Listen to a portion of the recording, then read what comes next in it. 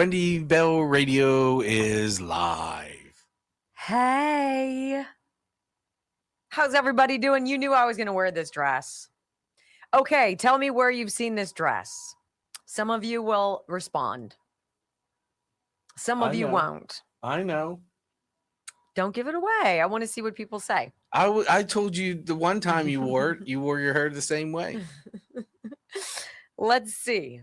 Let's see who. Actually, both times I've seen you. Yes, Demanda nailed it. Yes, so did Glow. Yes, also yes. To the, yes, Demots, yes. Fundraiser. I don't know if I wore it to a rally. Did I? No, I don't think so. Because it's, yes, the picnic. Yes. I love you guys. Okay, I have an exercise for you, and it's for my own point whoring. Yes, I will tell you that. Hi, Di. Yes, Di, I wore it at your house. You're right. She's right. I'd love you in the comments section, so not in the chat. I would love for you to tell me what you love about America as we go up to the semi-quincentennial. I would love to know, just tell me one thing. Tell me one thing why you love America. We have a great ending of the show today. I was just going to say, if you are not here at 2:30, you've got to go back. Go back and listen. You've got to go back, and you have to enjoy. We're going to have some fun today. We're going to talk about some woof, but we're going to have a great time. And I'm super excited about it. Again, we're not here tomorrow. It's a best of show. So on the radio, and Brock works hard on that. So he chooses 6 individual segments and puts them together and like pieces them together for the radio. All right. I want to talk to you guys about the Wellness Company. I have one of their reads this week, and this one I think is really important. I think a lot of people have some odd symptoms that doctors have been quick to label long COVID, but the NYU Langone Health Study found something alarming, that people suffering from long COVID showed changes in part of their brain responsible for protecting and cleaning brain tissue. And researchers are linking this to chronic inflammation and early warning signs of Alzheimer's. That's kind of scary. So this may help explain why more than 20 million Americans are still dealing with some of these long COVID symptoms like fatigue, shortness of breath, that frustrating brain fog. Scientists believe ongoing inflammation and spike protein exposure, the jab, may be disrupting the brain's natural cleansing cleanup system. So the Wellness Company's Ultimate Spike Detox is really a fantastic idea for a solution here, created by Dr. McCullough. The formula was designed to support the body's natural detox process and inflammatory balance. Contains 4 times the nattokinase found in competitor products, along with bromelain, turmeric, and selenium to support circulation and cellular cleanup. If you know anything about those ingredients, you've got like the Fab Four right there. So give your brain a break. Get your bottle of Ultimate Spike Detox today. twc.health/Wendy. Drop my name and add an extra 10% off. Okay? This is big. Lingering spike protein exposure. See, John was smart. What? He gave $20 to have his. Red? Happy birthday, America. We're guaranteed the life, liberty, and the pursuit of happiness. Declaration of Independence does not say life, liberty, and free handouts. Happy Independence Day, everyone. Wow, 100%. How about just, if I want to go get a gun, I can go get a gun. And ice in my drink and free refills. It's amazing. Our land of the free because of the brave. Some gave all gave some, and we can't thank them enough. Glow, I agree. Greta Bum, I thank you. I love the true patriotism of us true Americans, especially those who died for you and me. You know what else? 100%. This. Yeah. That we're able to do this. We can say what we want. Look at where we've come. From where we've come. Being yanked into the office and this. Faith. We're a Christian nation. We believe in God. You can have it. You cannot have it. But your choice. Your choice. You know what I choose. I choose the Second Amendment and the First. Happy 4th of July, everyone, says Jan O.T. Hello, Jan. Ortega, I love America because of the freedom that we have here and that it came at a costly price. God bless America and America bless God. Wow. Amen. Yes, 100%. Team Zeppelin, we put a man on the moon. Did we? Did we? Hey, look, conspiracy theorists don't take a day off. No, the tinfoil is wrapped tight year round.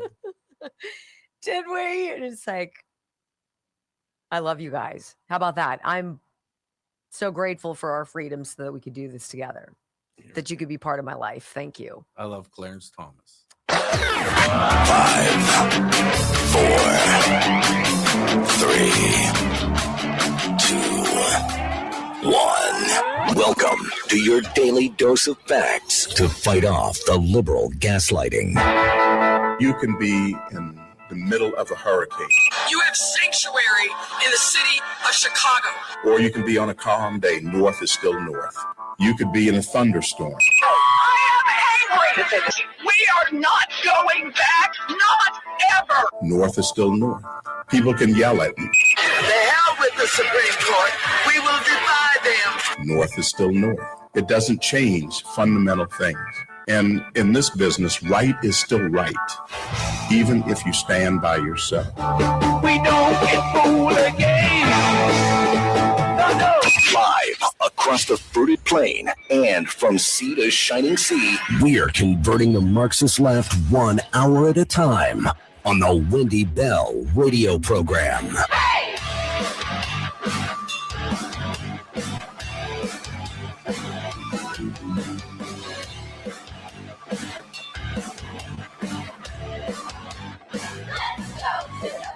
Well, hello, America. Greetings to all of you across the beautiful fruited plain. Welcome home to the Wendy Bell radio program. You know, I'm really blessed because you have given me so much joy that every day I look forward to waking up well before the sun rises, to look over all of the stuff that's going on in the world and to be able to sit here before you for 3 hours a day and just have a conversation.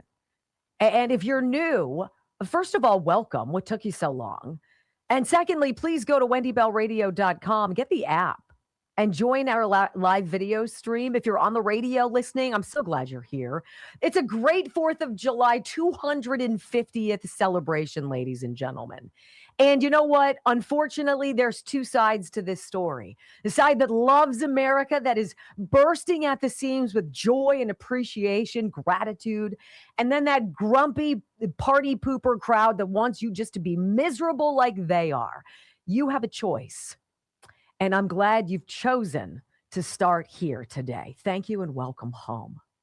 I pledge allegiance to the flag of the United States of America and to the republic for which it stands, one nation, under God, indivisible, with liberty and justice for all. Amen.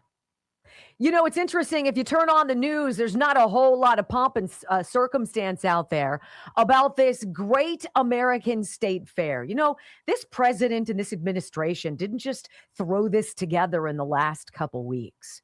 This has been in the works for years. And think about the likelihood. Think about all of the planets that had to align, all of the lousy things that you and I had to experience, all the stuff that they put President Trump and his family through, the ebbs and the flows and the exposure of suck and the wounds and the healing that you and I have been through over the last several years. I mean, it's amazing.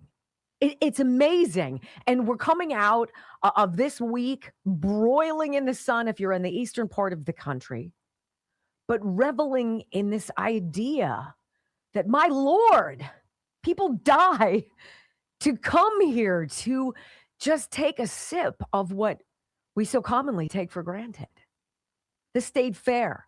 1.5 miles, 150 different exhibits, all 56 states and territories of this great nation represented. Oh, yeah, all 56, including, of course, Puerto Rico, Guam, the U.S. Virgin Islands, American Samoa, the Northern Mariana Islands, of course, north of Guam, east of the Philippines, and the District of Columbia, 56, all individually represented at this great celebration of this patchwork quilt that is America. And to kick off what is just a glorious celebration walking into the weekend. And if you're within driving distance of DC, why wouldn't you go? Why wouldn't you go to the national monuments? Why wouldn't you go to the war memorials? Why wouldn't you go to the Smithsonian? Why don't you take your bread and soak up the gravy of what is extraordinary, because it is ours? Yesterday, the U.S. men's soccer team in the World Cup game against Bosnia-Herzegovina. Oh my gosh, look, I'm not going to try to tell you I'm some rabid soccer fan. I live with them. I live with men who shout at the television, and I usually walk away. I'm like, this is too stressful. But you've got to hear this. You've got to feel this in your blood. Last night, this is in Santa Clara at Levi's Stadium. USA men's soccer going on. This is a free kick goal by Malik Tillman. This is his fourth career goal to put Team USA up by 2. And this is what that free kick goal sounded like. Oh my goodness. It touches you. It makes you smile. It opens up that door that's been closed and protected for so long because you've been so used to being punished and beaten with terrible news and told you're a bad person. And you've been blamed for things you didn't do. And you've been hated because of your patriotism, because of your flag, because of your love, that you can taste it. It's on your tongue. You can taste it, and they hate that about you. Rejoice. This is ours. They can't take it away from us. And the National Mall, right? DC National Mall, wall-to-wall people, freaking mob scene, huge screen TVs up as everybody's watching what's going on the other side of the country. And this is what happens as the clock winds down, and America goes on to advance to the what is it, the round of 16 or what have you. Listen.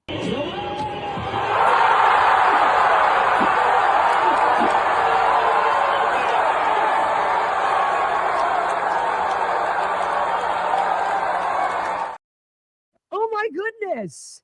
I mean, I could watch Miracle on Ice. I could watch that story of the 1980 Olympics on repeat every day of my life. This is that. This is that. And we deserved this. Oh my heavens. How about this? The men's soccer team gathering in a circle in Santa Clara at Levi's Stadium, praying together after winning their match. Elvis Presley singing in the background. Ladies and gentlemen, America is a Christian nation.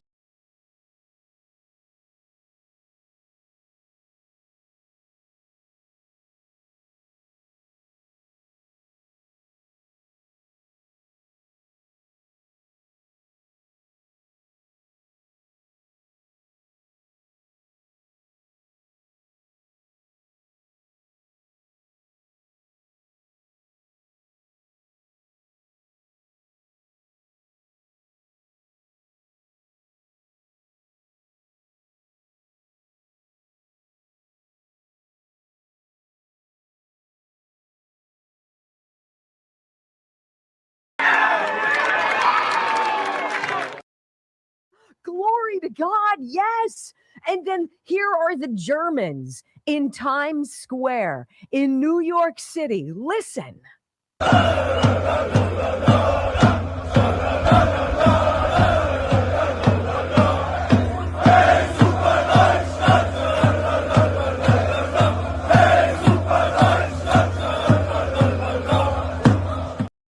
Guys, nobody's fighting. Nobody's getting robbed. Nobody's getting shot. Nobody's getting carjacked. And you know what's not there?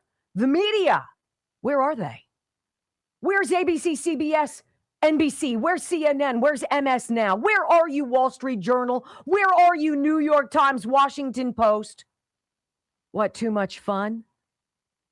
You don't want your cheeks to hurt when you've smiled so much that it actually aches.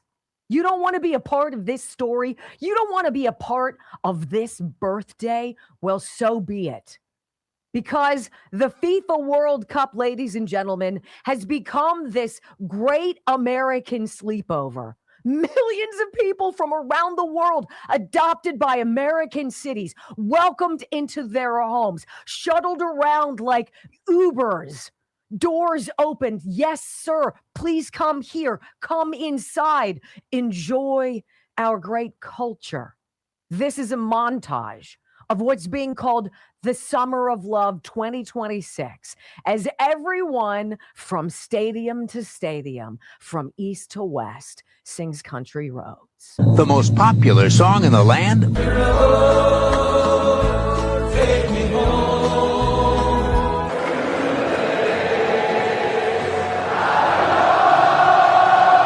West Virginia. Take me home. Country road. Country road. Take me home to the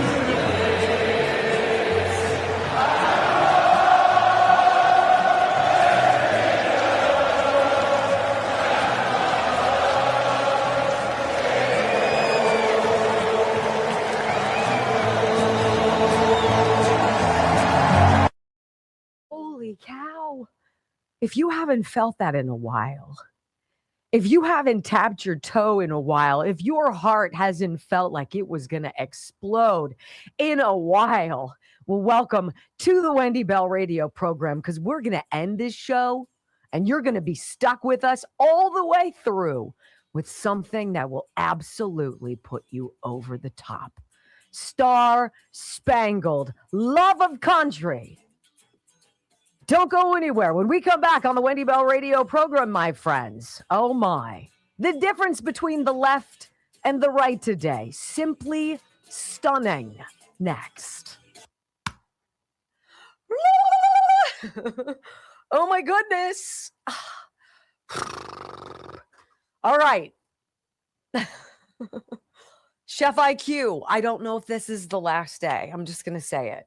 I tell you every day about these probes. I tell you every day about cooking meat that takes the guesswork out of it. Chef IQ, IQ Sense. This is the 250th celebration. This is the edition you've got to get. Regularly $199. It's now $80 off with our 40% off coupon. This might be the last day. I'm so delighted to tell you about it. ChefIQ.com. Throw Wendy in as the promo code, and boom, you've got a deal. This thing is the greatest. I brought in chicken that I had made. Brock, how was it? It was fantastic. Perfect. Even 2 days later, it melted in your mouth. Literally melts in your mouth. I've never had chicken that melts in your mouth. That's it. Fantastic. ChefIQ.com. Promo code Wendy. Oh my goodness. Look, I'm going to say it again before you say it. At 2:30, if you have to go, you've got to come back. You got to come back. You got to come back. I don't know if you're going to see it anywhere else.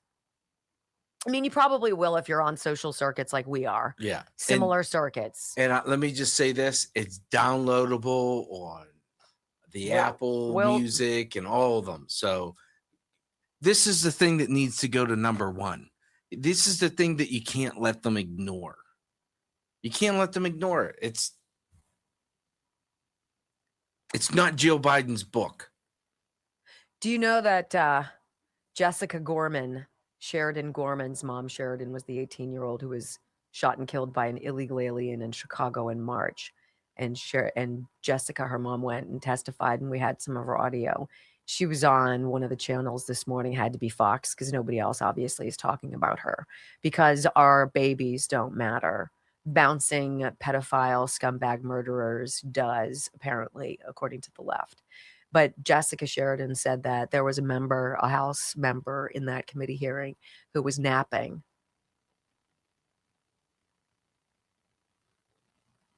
During her testimony. Jerry Nadler. That was my first thought. I don't think he's alive anymore. Neither is Mitch McConnell. Talk about Weekend at Bernie's. Jesus. Apparently, it wasn't just some kind of flu-like symptom or whatever. And he wasn't just checked in and looked at, getting excellent medical care. Well, one would expect so. That's why you're at the effing hospital. Oh, he's working. He's totally in touch, said John Thune. I'm in regular communication. Well, that's kind of cool because he was unconscious, apparently. Mitch McConnell found unconscious a couple weeks ago. Is he alive? I Is he already dead? thought he was unconscious. Is he dead? I think he's dead. This is wild. A whole show of opposites today. Just some despicable things to tell you about. And I'm sorry. This fits today. I'm sorry, but we've got to. You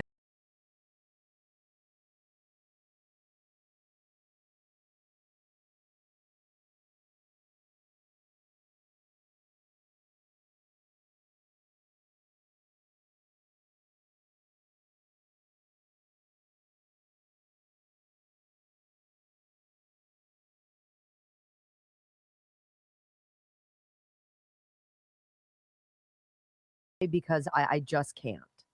Welcome back to the Wendy Bell radio program. You know, I'm a mom, and the idea of any of my children or your children being hurt for whatever reason, sometimes it's too much. Tim Walz, did you hear this? Keith Ellison and whomever their Supreme Court justice is in Minnesota, they pardoned yesterday. They pardoned an illegal alien from Thailand who'd been in this country for a while. He'd been raping a 10-year-old girl for 2 years, raping her. And they pardoned him. He said, you know what? It's a cultural thing. In my culture, it's not uncommon to have sex with and marry a 12-year-old. This is the problem with importing humanity. Your culture, sir, is disgusting. I want you the hell out of my country. But with a pardon, it's like the Etch-a-Sketch. We can take it, and there you go, swiped clean. I want you to consider that. I don't even want to give this guy any kind of publicity by saying his name. To rape a child and then to offer her $10 to not tell on him. Joe Biden's open border invited these people into our country.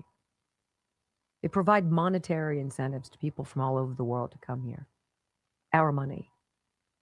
You want to know why everything costs so much? You want to know why there's such a housing problem? It's because 20 million people who weren't here 4 years ago are now. And I didn't vote for that. And neither did you. That's what this comes down to. You could not have a more diametrically opposed picture in your mind's eye right now.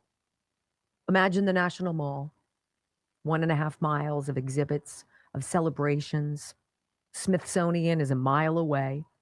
The World War II Memorial, the Korean War Veterans Memorial, the Vietnam Memorial, Arlington, and the Tomb of the Unknowns, 3 miles from that. This great American celebration, not of perfection,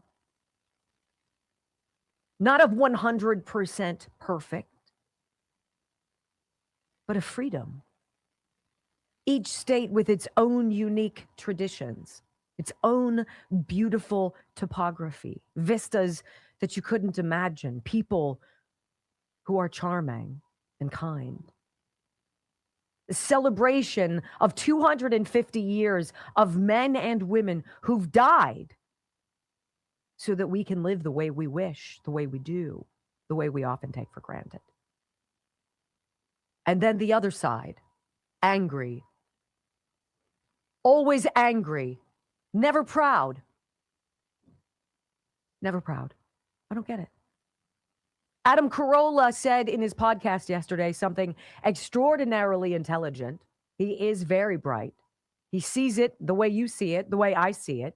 In 33 seconds, the comedian podcaster summarizes today's Democratic Party. And I want you to hear it because it is spot on. I now believe that the Democrats are just some sort of machine that just brings in illegals from places unknown and launders money in their name. That's all I can come up with now. They don't seem to want any form of voter ID. No. They go after people who go after the number one target for most Democrats is Nick Shirley and Elon Musk. Yeah. That's who they hate the most. Yep. Oh, they love George Floyd, and they hate Nick Shirley and Elon Musk. I don't know what else to conclude anymore. People who hate when you tell the truth, when you ask questions, when you use your common sense. People who hate when you uncover theft and abuse. People who prioritize strangers from faraway lands whose cultures absolutely collide with our own, and then rush to the defense of the invaders while we bury our children. I'm sorry. You've lost your moral compass. You've wandered not just off the reservation, but out of Realville. You are unrecognizable, and I fear you will not be saved. I don't know how decades of indoctrination, of this grooming of American hate, of all the things that are wrong, the guilt, the shame that is taught must be to children, to have them grow up and not think this is the greatest place in the world. Houston, there's a problem. One side this weekend is celebrating 250 years while simultaneously opening the door to a next chapter you and I can't possibly fathom. We're going to see things and learn things that you and I can't believe. And if we are to believe that positive spirit that comes out of our president, which I proudly voted for 3 times, there is no imagination possible for the wealth you and I are going to enjoy. And I'm not talking cold hard cash. I'm talking about peace. I'm talking about joy. I'm talking about going outside and loving where you are. And every day feeling as though you are the luckiest person on planet Earth, because, in fact, we are. When we come back on the Wendy Bell radio program, we got to talk about this wake-up call on the left. Democrat Party has become unrecognizable, and they're leaning into it. Some are. You got to hear the voices calling it out. You'll recognize them next on the Wendy Bell Radio Network. Hey, I want to tell our friend Kelly Morgan, a shout out to Kelly Morgan, and a very warm congratulations to her. She has been named one of the top business women of our section of the Land Before Time. Pennsylvania Business Central's 7th annual Women in Business 50 to Follow women-owned businesses. Kelly Morgan and Morgane's Fitness. Again, and Kelly, damn right, sister.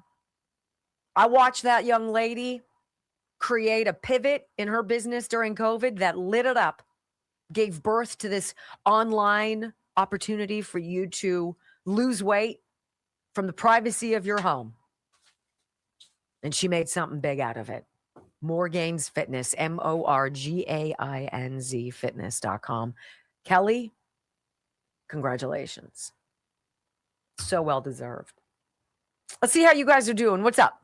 I don't expect we're going to be knocking it out of the park numbers-wise today, but it's never been the determining factor of why we show up and do our jobs. Right? Throw money at you. What? I love when you throw money at me. It just feels so comfortable, doesn't it? Like so familiar. Really? Should we put a poll up or something? We I have don't know. 1.2 rumbles. I want to read some more of your comments. Let's see who's throwing money at us. Let's see here. Less taxes. Hi, babe. How are you? I know exactly who you are. I met you at the shindig. Wendy, I love your patriotic dress, the same one you wore to the shindig a few years back. Happy 4th to you and Brock, and thanks for all you do. Yep. I think it's freaking darling. So I'm getting on a plane today, and I'm going to walk through Pittsburgh International Airport, and I'm going to represent, babe. I'm going to represent America. Isn't it a shame, all the Democrats who are just miserable? Whatever. You do you, people. I choose the other side. It is a choice, after all. You have choices. Yep. And you know what helps? Turning off the television. Turning off of, stopping the news from entering and invading your wellness. It's now an antidote to joy. The news. How many of these European clips that we've seen of these people from Germany, from France, from all over, and they're here and they're so emotional. Men, I love when a man gets emotional because there's that inner struggle.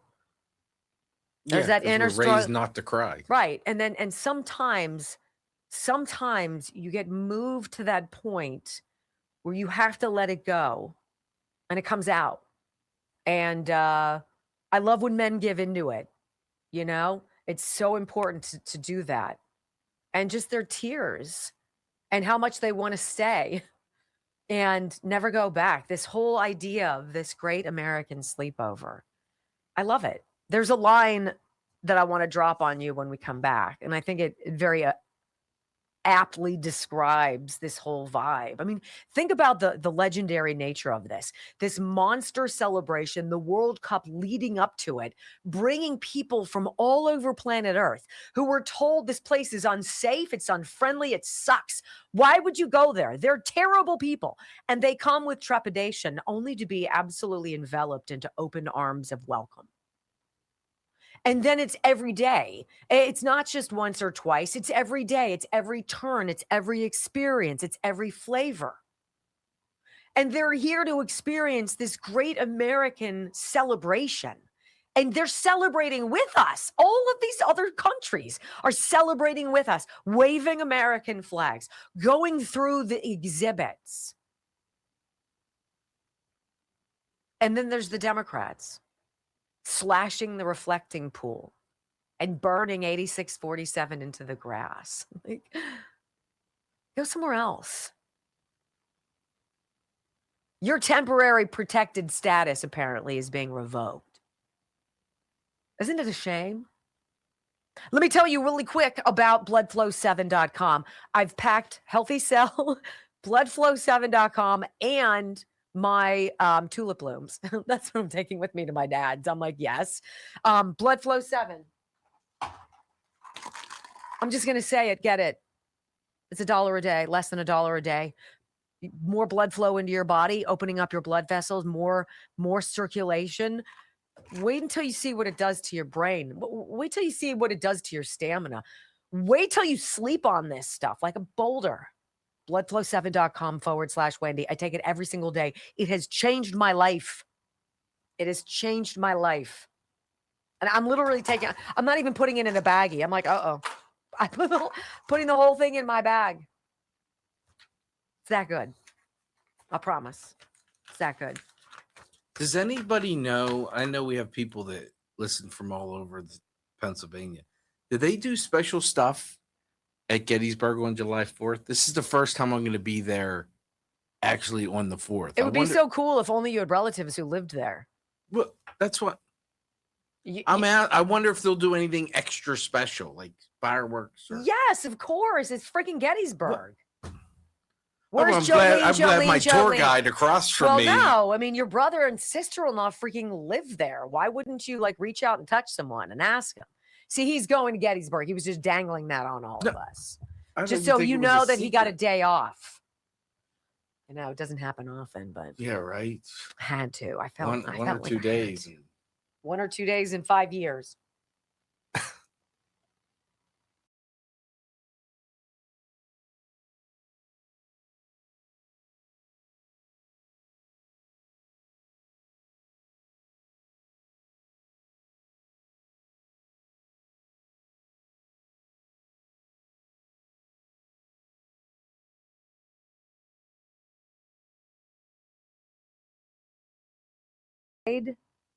and being pleasant and addressing people who walk by you and having a smile on your face, it's a choice. If you choose to give into that, if you choose that path as your destiny, it is amazing what you experience. On the other side, if you choose to have your hands clenched in fists, if you choose to let the news permeate your common sense, if you haven't yet turned it off to go make your own story, to find your own reality, might I encourage you this weekend of all, this might be the time to do that. Welcome back to the Wendy Bell radio program. So this idea of the Democratic Party becoming unrecognizable, it's like we have to do an intervention. We need to do a 302, right? We need to grab a couple people and against their will, counsel them and be like, you realize that you have been infected and that there is a cure if you're willing to turn it off, stop scrolling to it, and instead go out in society and talk to the people you think you hate. Because you have become unrecognizable to us. Right? These are the people who became such staunch wackos during COVID. Got to follow every rule, got to wear every mask, got to put on my gloves, got my sanitizer. Oh my gosh, stay away. And we're like, oh my gosh, why are you so susceptible to the messages? See, the message on this program is everything perfect? No.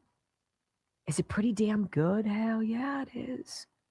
That's what we're celebrating. John Fetterman dropping truth nukes wherever he goes. And I like that. I like this. He calls out the socialists for being communists and basically says, look, they're not a part of my party. They shouldn't ride on our financial coattails when they clearly don't agree with what I agree with as a Democrat. Go start your own thing. Go start your own party. Here's the senator from Pennsylvania. It was a really big night for the dirtbag left, last week, without a doubt. And some of the crazy things that they've said, like clearly anti-America, anti-Western civilization. And they actually, one of them was even part of the groups, they wanted to end all Western civilization. So overall, that's a wing of the party without a doubt, but they're not Democrats, they're not socialists. Many of them are an avowed communist.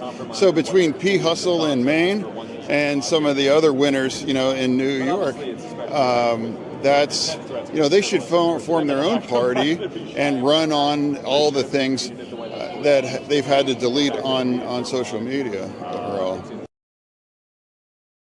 In the March to Independence Day, because the 4th of July is an apolitical thing. It's not Republican. It's not Democrat. It is American. And it's almost like it's being presented to us as that great American healing. Have a union. Come back together. Let's remember what it's all about. On the left, though, things are different. Former chief of staff to Democrat Senator John Hickenlooper. This guy's name is John Friednash. He says this wild transformation of the left has been stunning, personally, for him to watch. I think the Democratic Party is becoming unrecognizable. While Democrats may be falling in love with socialism, the rest of the country is not. And it feels to me like Democrats, with a lack of leadership in D.C., and a lack of messaging is running into a collision course and may have a midterm death wish. Midterm death wish midterm death wish. Look, all of the planets don't seem to be aligning. If I take my magic 8-ball and I shake it up and I ask you, what's going to happen? Are the Republicans going to be able to prevail? Now, in historical sense, usually the party in power loses a lot of seats.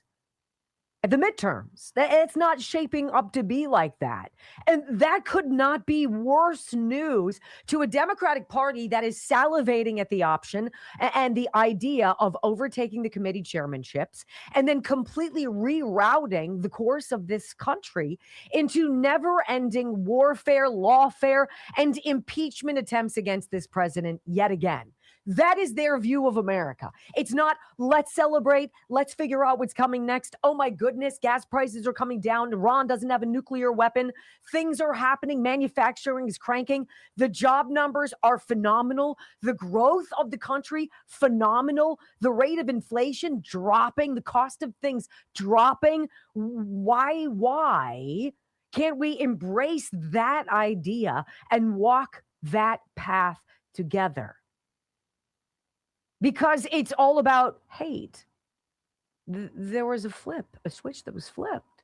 I don't know if you switch it back. I don't know if you go into the basement and you look for the breaker box and you're like, which one is it? Is it 21 or is it 19? And go and get back to the factory reset. This Doug Friednash continues. He talks about these Democratic Socialist candidates, like the one in Colorado who says 9/11 was basically America's fault and was able to win with that. By the way, she was 4 when it happened. Listen. It's shocking, to be honest with you. There's more anti-Israel, anti-Semitic rhetoric coming from Democrats than I've seen in my life. And it's scary. And for one reason or another, that seems to be catching fire. It's one thing to see this happen on the various coasts, but when you see this happen in the West, I think it's time to take issue and recognize the problem in front of the Democratic Party. Milad Kiros is actually 8 when the towers dropped. What are they teaching in schools these days, ladies and gentlemen, about 9/11? Is it all wrapped up in our white guilt that we're supposed to feel about the slaves we never had and all of the prejudices we have that we don't even know about because we're so blinded by our whiteness if you happen to be white? I mean, like, really? Here's Pramila Jayapal when Lindell TV reporter Allison Steinberg catches in on an impromptu little powwow she has after putting all of her eggs in the transgender thing. That's literally what Democrats are getting behind. Transgender rights, because transgender people have rights that don't have rights that we have. I don't know, but this is what she says about socialism. She's like, you know what? Socialism is actually really cool. Like, I think you're really going to like it. And Allison Steinberg was like, really? Give me one instance where it didn't suck. Listen. Reason that Donald Trump has to pivot from saying socialist to saying communist now is because socialism is actually quite popular. These ideas, whether you call it socialism or not, they are very popular across the country. So he's got to attach a new label to it. But I'm not concerned. We're all going to be here fighting for the things that that we are for and that we want to deliver for working people. So is socialism the end goal for progressives at this point? The end goal is delivering for working people. Universal health care, universal child care, housing investments, a housing bill, by the way, the most consequential in a generation that the president says is a yawn and is unimportant. It is so disrespectful of the things that are happening. And I think, frankly, that that's why there's so much support for many of these candidates across the country. You just said socialism. Congressman, you just said socialism is very popular. Can you name one socialist country that ended well? There's plenty of examples of how these policies make a real difference. And I'm excited to make sure that Americans have the access to them. Wow, Americans have access to suck. They make a real difference for the people in charge and leave everybody else as paupers. And by the way, I don't really think Pramila should be the one waving the wand of disrespect. It was so disrespectful that Donald Trump didn't want to talk about our housing bill until we passed the Save America Act, where we require that our elections are secure. It was so disrespectful. No, disrespectful, my dear, is telling an angel mom whose daughter was gunned down by an illegal your administration let in and stay in our country to kill her daughter, that this is the 4th hearing you've been to. And quite frankly, you're very busy. There's a lot of other stuff we could be talking about while your daughter stays cold in a coffin. That's disrespectful, Pramila. That's one of the faces of socialism. David Sachs, one of the guys on the All In podcast, millionaire, gazillionaire, whatever the heck he is, has worked in the administration. He calls out the radical proposals that socialists embrace. And he's like, look, these people don't see the Democratic Party as an ally. They see the party as an obstacle and as a tool to use financially. Listen. Let's look at what these DSA candidates stand for. They actually say they want to abolish the Senate. They want to abolish the carceral state. That means basically police forces and prisons. They want to abolish ICE and grant amnesty for all. They do not support any deportations whatsoever. They want to replace the president and Supreme Court with an executive and judiciary that is chosen by and subordinate to Congress. So this would be a total makeover of our constitutional system. They want public ownership of major corporations. They want to defund the Department of War. This is a very radical organization. And you would laugh at a lot of these types of proposals, but you can't really laugh at it anymore because these guys are taking over the Democratic Party. They do not actually see the traditional establishment wing of the Democratic Party as an ally. They see it as an obstacle. The DSA co-chair said, we're using the Democratic Party as a ballot access vehicle. Oh, my God. Not because we share its goals. We build our own organization, get elected under the Democratic label, caucus with Democrats when it's useful, and push our own agenda from the inside. We see the Democratic establishment as an obstacle, not a home. So the DSA is coming for the Democratic Party. It controls the base now. It's where all the energy is. I think this takeover will continue. And no wonder Kamala Harris is now trying to cozy up to Zohran Mamdani and these pro-Palestinian activists. She's like, look, I know I'm a blithering idiot. I lost $1.4 billion. I squandered it and then did poorly in that election because I couldn't espouse my views. Hell, I couldn't do anything. They couldn't edit, right? But I want to be your girl. Pony up with me, baby. We'll go places you couldn't even imagine. Ew. Former Vice President Kamala Harris has been privately contacting progressive Democrats, pro-Palestinian activists, former aides, and other party figures ahead of a possible 2028 White House run, according to a report from Axios. Axios framed the outreach as a sign that Harris is, quote, laying the groundwork for a potential White House run in 2028 and looking to strengthen or repair her relationships with left-wing Democrats. Hey, newsflash, Kamala, you weren't pro-Palestinian, babe. You didn't speak out on that. You ain't going to be their pick. Sorry, honey. You're going to have to go to your Southern California mansion. You and the first gentleman? Ugh. When we come back on the Wendy Bell radio program, my friends, where is Rhino Dinosaur Mitch McConnell? America demands proof of life. Why am I asking? Oh boy. Next on the Wendy Bell Radio Network.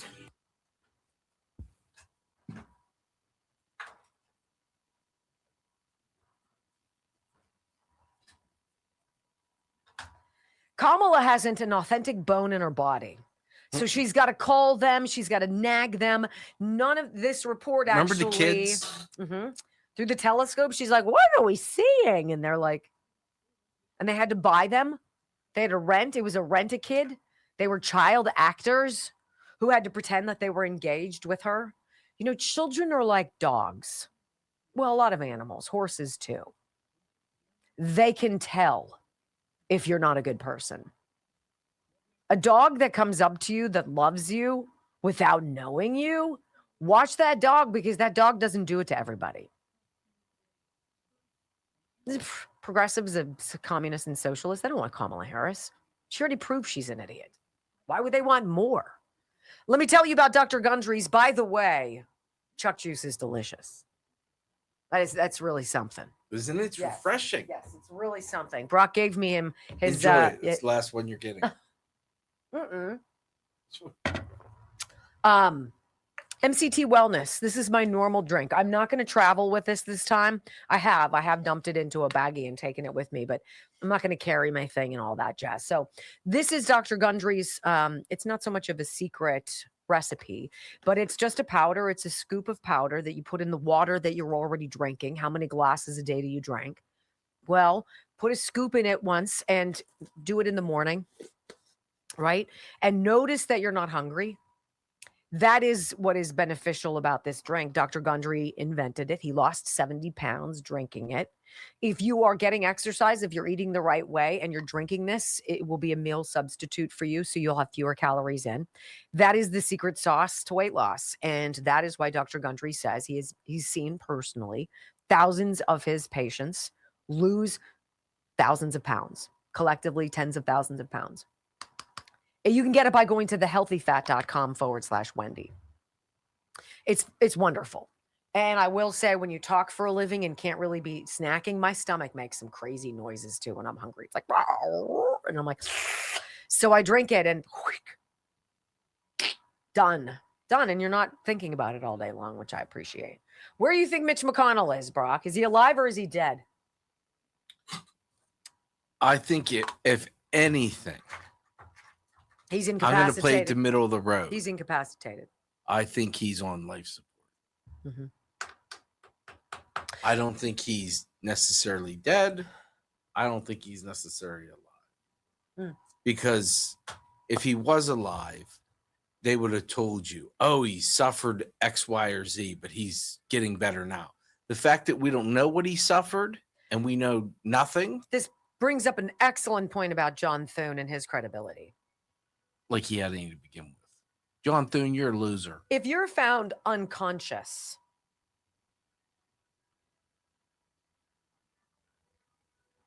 that's a pretty big thing. Yeah. Let me ask, what would cause someone to become unconscious? Like heart attack. Yeah, you would imagine it was a cardiac event. Unconscious doesn't mean not breathing though, right? No. Someone can become unconscious when the brain is temporarily or severely unable to function normally. I become unconscious after seizures. Common causes include fainting, low blood sugar, head injury, stroke, seizure, lack of oxygen, drug or alcohol overdose, poisoning, severe infection, or very low blood pressure. I could see stroke. Me too. I think he had a stroke. I think he stroked out, and I think he's gonzo.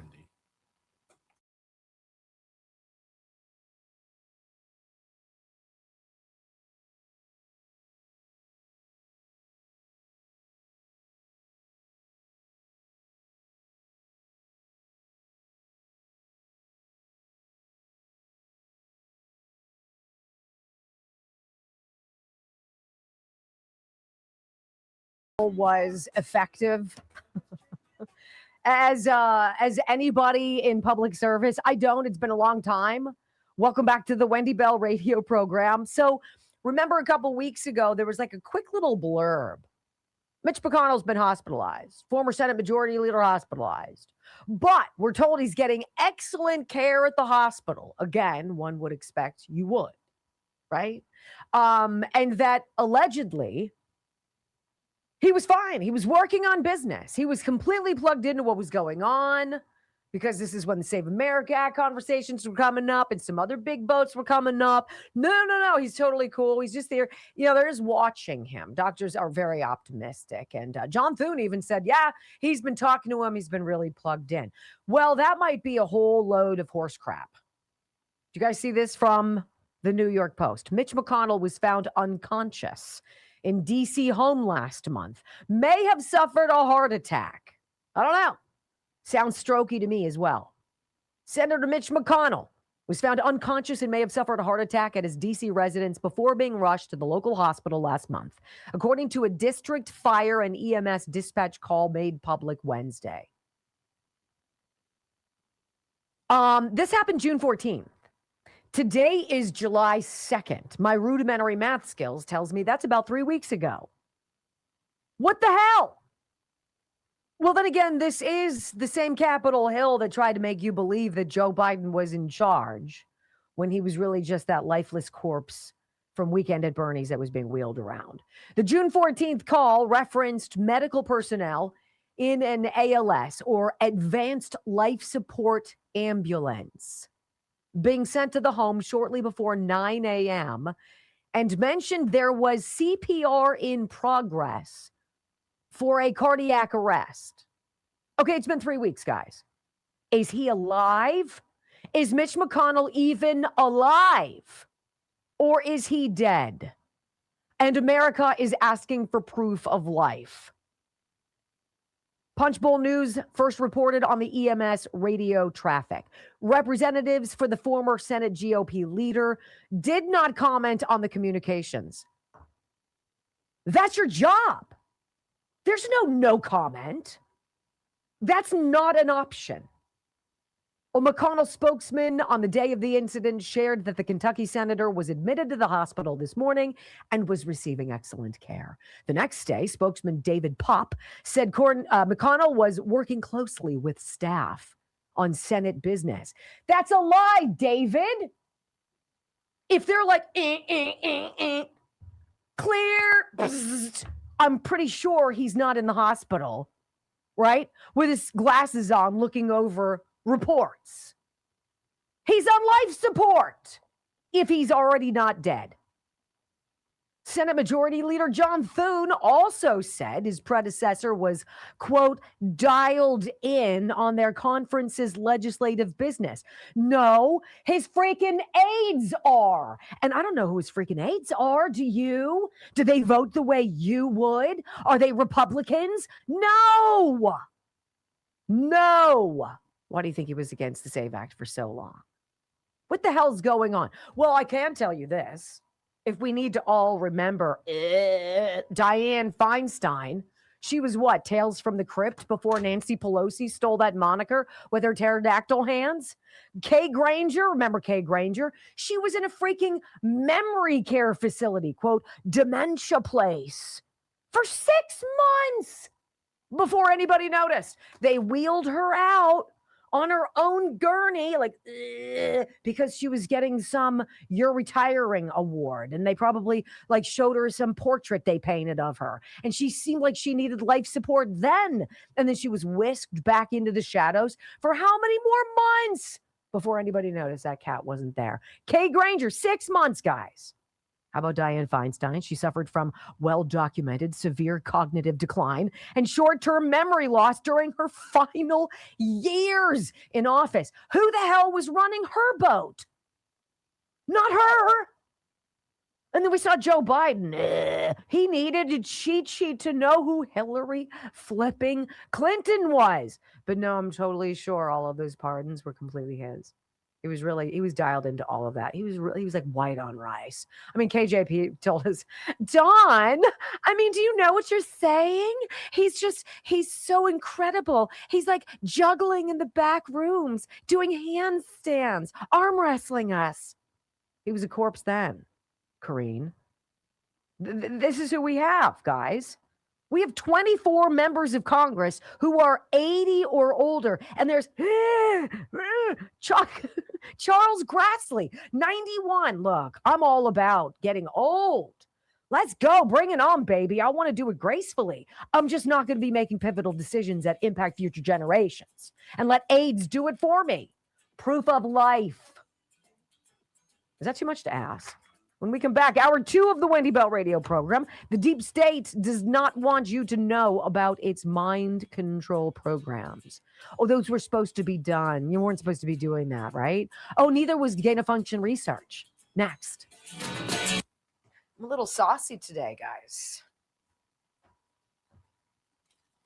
We got one of our radio mates from one of the radio stations we mooch space off of, and we conned him into making me coffee. Mm-hmm. He was going to make some lousy kind. And I'm like, Brock's like, and like, make that. CrescentMountainCoffee.com, ladies and gentlemen. CrescentMountainCoffee.com. This next segment is disturbing. Brock and I were like, in the WTF segment. Yes. In today's WTF column. Let's see. What do I want to do? Okay. So I've been using this. I have 2 of these, one here and one at home. Serene Gel Cleanser. This is a really great product. I would recommend men or women, but really for men. Really for men. So with all the war paint I put on throughout the day, I have to actually pretty well scrub my face to get it off. This is not like some makeup remover. You're going to squirt it in your hand and magically it's all going to go away. But after I wash my face and I dry it, I'll tap it dry with a washcloth. I put in a couple squirts of this and go like this and put it all over and rub it in. And then I rinse it. And I'm going to tell you, your skin feels like $1 million. I do it before I go to bed. It's like one of the greatest things in the world. And it's so affordable with our discount, 10% off at Tulip Blooms. Shop Tulip Bloom, tulipblooms.shop. That's how you get there. tulipblooms.shop/Wendy. 10% off these essential oils and beautiful body balms, body butters, essential oil, massaging oil things. Great for dry hands, dry cuticles, dry feet, dry elbows, dry anything. It breathes this like velvety velour softness into your skin. And it's just magnificent. What'd you say? It's velvet. Is that velvet? Tulip Blooms, tulipblooms.shop/Wendy. By the way, if you have somebody that you need to get a gift for and you're like, this person has everything, Tulip Blooms. And it's packaged really cute and it arrives where you need it to go quickly. And the couple behind it are so cute. So cute. So tulipblooms.shop/Wendy. So honestly, that pisses me off about Mitch McConnell, right? I mean, you already knew he was brain dead, but good God. I mean, when he had his statue stuff. So the statue thing, I can speak from experience. I would assume Mitch was having, my first assumption was he was having a seizure. Uh-huh. There's different seizures. There's tonic, clonic. I think I've seen you see a couple where you just go like this. Yeah, I've seen and you do can be that talking once. to me, Mm-hmm. and then it's all of a sudden you come out of it. Mm-hmm. Like it's not the But you other heard ones that I have everything. where I flop around like a fish out of water. Mm-hmm. But you get and you don't blink. You just. Yeah, it's odd. It's very odd, but he's able to remember. You heard everything and remembered everything that happened. Yeah. I told him he was only worth $4 an hour, and he remembered that during his seizure. Well, I remember every month my check comes, I just look at it and was like, wow, that's rude. Okay, do I pay Peter, Paul, or Mary this month? Yes.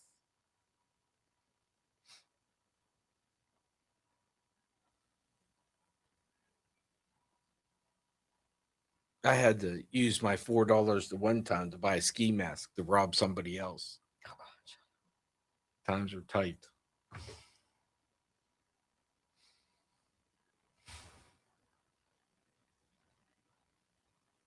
No 4th of July guns purchase for me. Is that right? You're not going to do it? No. Well, what more do you need? Well, it's not a matter of need. It's a matter of want. It's a matter of want. My brother's built a couple that I really like. Can I please have mine? What's that? Can I please Yeah, have we're mine? working on it this weekend. Are you? Yeah.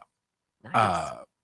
But he built this one. It's a 308, which is super cool. But they also have this one at the gun store out by him called the Judge. Mm-hmm. It's a pistol that shoots a shotgun shell. It's super cool, but it's like $1,200. Mm-hmm. I think it was $1,200.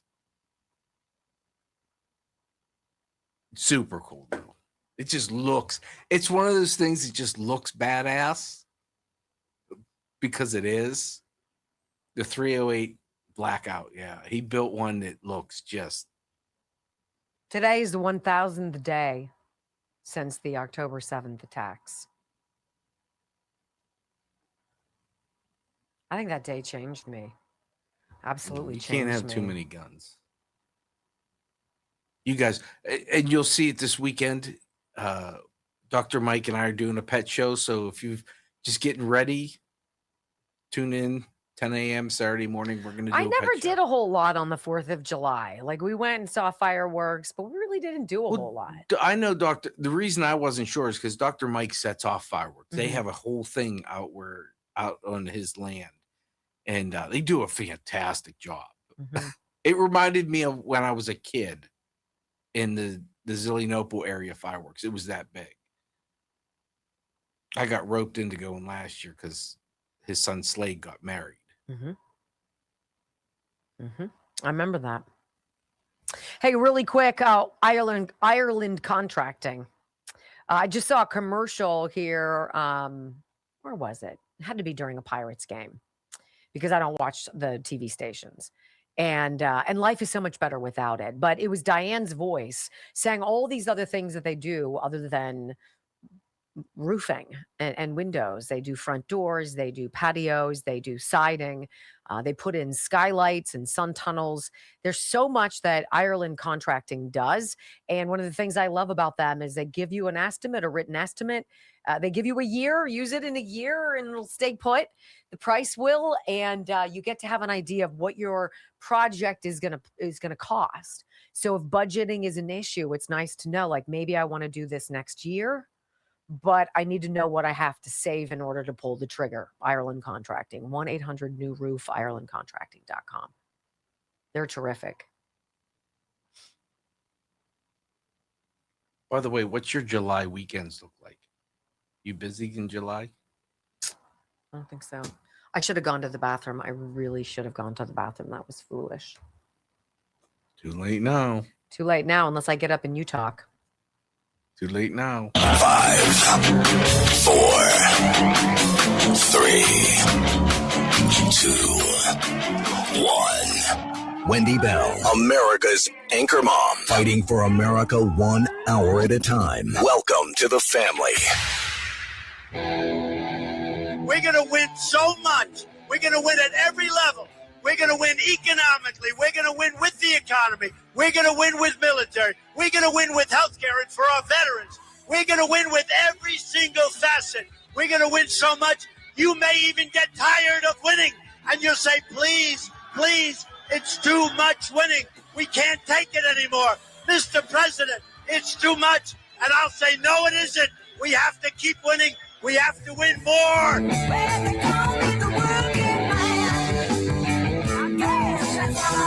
We're going to win more. 3 hours of gold, truth, and excellence. You've just signed up for the WBR Army. Strap in. This is the Wendy Bell radio program.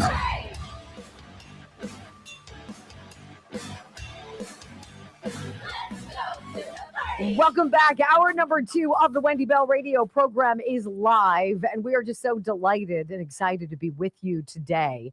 I hope you guys have wonderful, safe plans for the weekend, and that your 4th of July is obviously something worthwhile and memorable. Okay, now I want to read you this. Brock sent me a clip this morning that I was not expecting. This is one of those House Oversight Committee hearings that don't get a lot of play in the media because I think there's just a great deal of cover up for the deep state. And I do believe in that deep state cabal blob idea that that doesn't report to the president of the United States, that sure as hell doesn't report to you, that operates covertly and disturbingly in the shadows, and that is responsible for a great deal of harm. Not just here in our country, but around the world, I think. And I think that blob is why a lot of countries dislike the United States. That blob is involved with regime change and starting wars and spreading rumors that lead to bad outcomes, and also experiments that would keep you up at night. So there's a hearing. I'm going to read it. I'm going to tell you about it and play a couple clips because it's just like, what?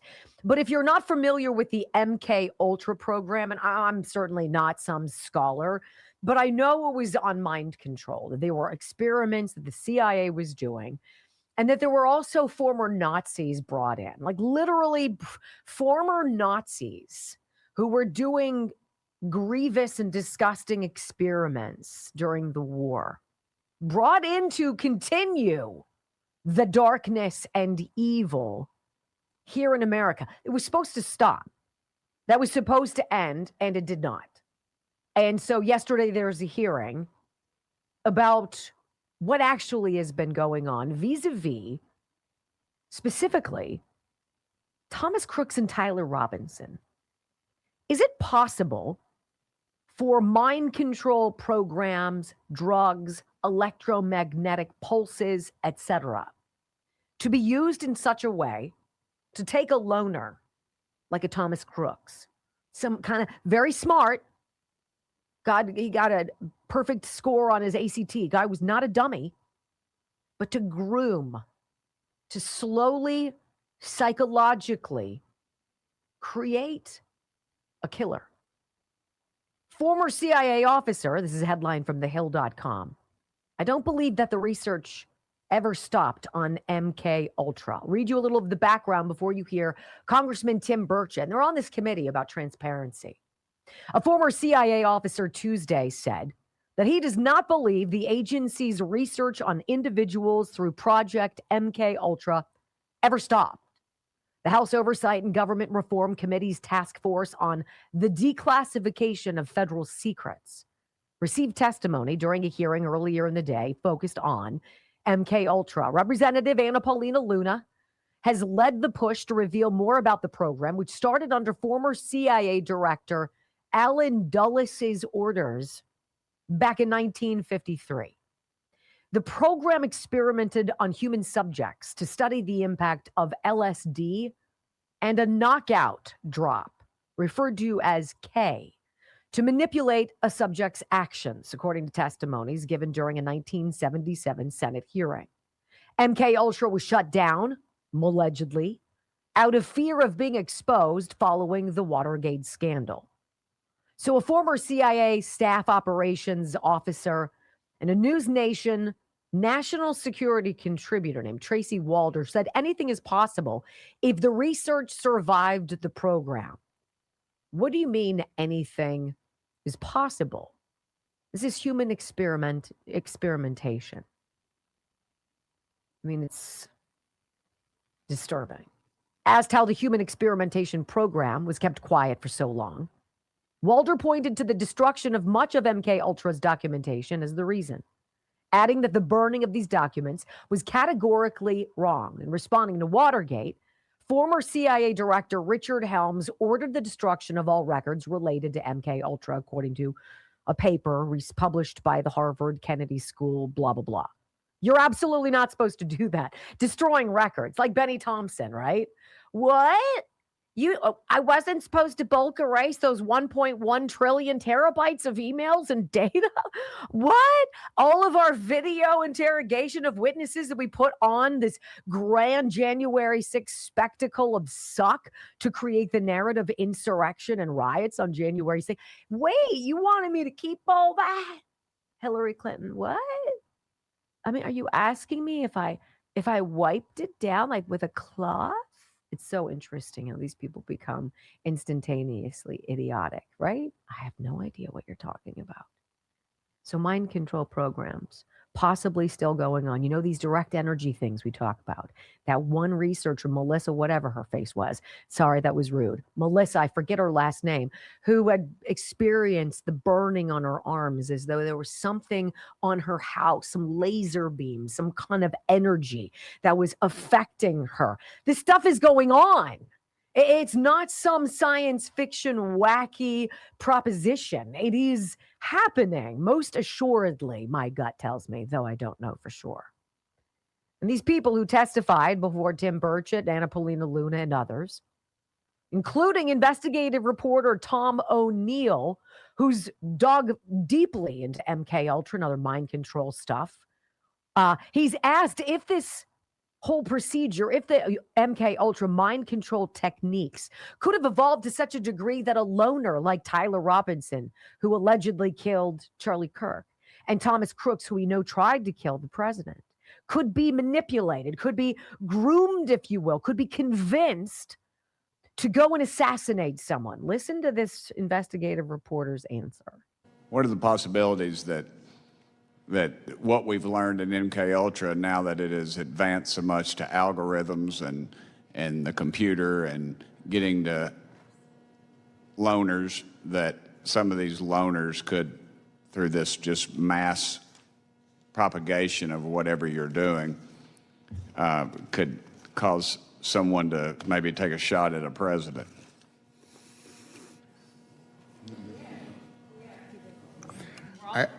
I know there's a lot of speculation out there about the Butler shooting, and I guess even the Charlie Kirk shooting.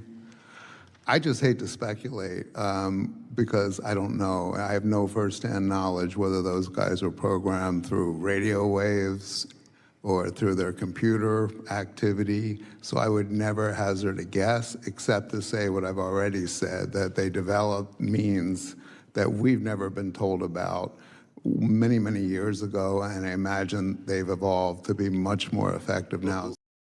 Wait, the CIA has been developing means, whether they be through the computer or through electromagnetic energy or radio waves. That's insidious. And the congressman from Tennessee continues, is it possible that negative messaging about somebody is believed to ultimately force some of these lone wolf actors to take action, and that maybe the CIA and the FBI actually had nothing to do with it? He asks author Stephen Kinzer this, and this author has written a book about CIA mind experiences. Here's the exchange. But don't you think that they could cast this broad net through these algorithms and other things, and maybe they don't know the exact person it's going to affect, but they know what type of person it's going to affect, and they know it's going to happen, and that way they can't predict when it's going to happen, but they think it will happen, and then that way they can sort of wash their hands of this whole thing and say, well, we didn't have anything to do with it, but in effect they really did, because they put this out there, and they continue to put it out there. To what other method you're talking about. Go ahead, guys. I'm sorry. Ma'am, if you want to jump in. She's with NIH. Okay. Doctor, go ahead. It sounds to me like you're describing something like the Martin Luther King assassination. The FBI didn't carry it out, but it created such a climate, just denouncing King as the most dangerous man in America and putting out all this material about how he was helping communists, that they must have thought, it's going to filter down. Somebody will take action, and then we can say we didn't have anything to do with it. It's just wild what we don't know. Like, I have no idea, but I listen in and I hear some of the little breadcrumbs they drop, and I'm like, what? Martin Luther King Jr. Yeah, of course. Is this why the CIA went into Tulsi Gabbard's office at the ODNI during the government shutdown and took all of the MK Ultra files? Because Tulsi, on the way out the door, was going to declassify and drop those files. She has essentially been so ordered by the president. Transparency. You're in that position for a reason. And then lo and behold, in the middle of the night, in an evening quote unquote raid, that they quickly came out and told us, no, it wasn't a raid. There was no raid. We just went in the middle of the night during a government shutdown and stole all of the director's files on an extraordinarily complicated and disturbing mind control program that's the likes of which of Jason Bourne, period. Isn't it amazing how many of the movies that we used to look at and be like, that's so out there, like that would ever happen. Meanwhile, that was happening 40 years ago, and we're just catching on to it. When we go back on the Wendy Bell radio program, a Seattle newspaper has to eat a little humble pie after dissing the World Cup hysteria. I'll tell you what the story was. And oopsies, how they got it wrong. Next on the Wendy Bell Radio Network.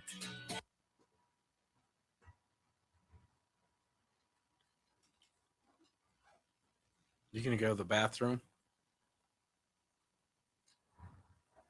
You're not going to the bathroom? Okay, so I want to show you something that I got from my friends at wendylovesgold.com. And right now, by the way, I got mine in the mail. My thing sold at cost, a 2026 1-ounce gold-proof American Eagle 250th anniversary coin.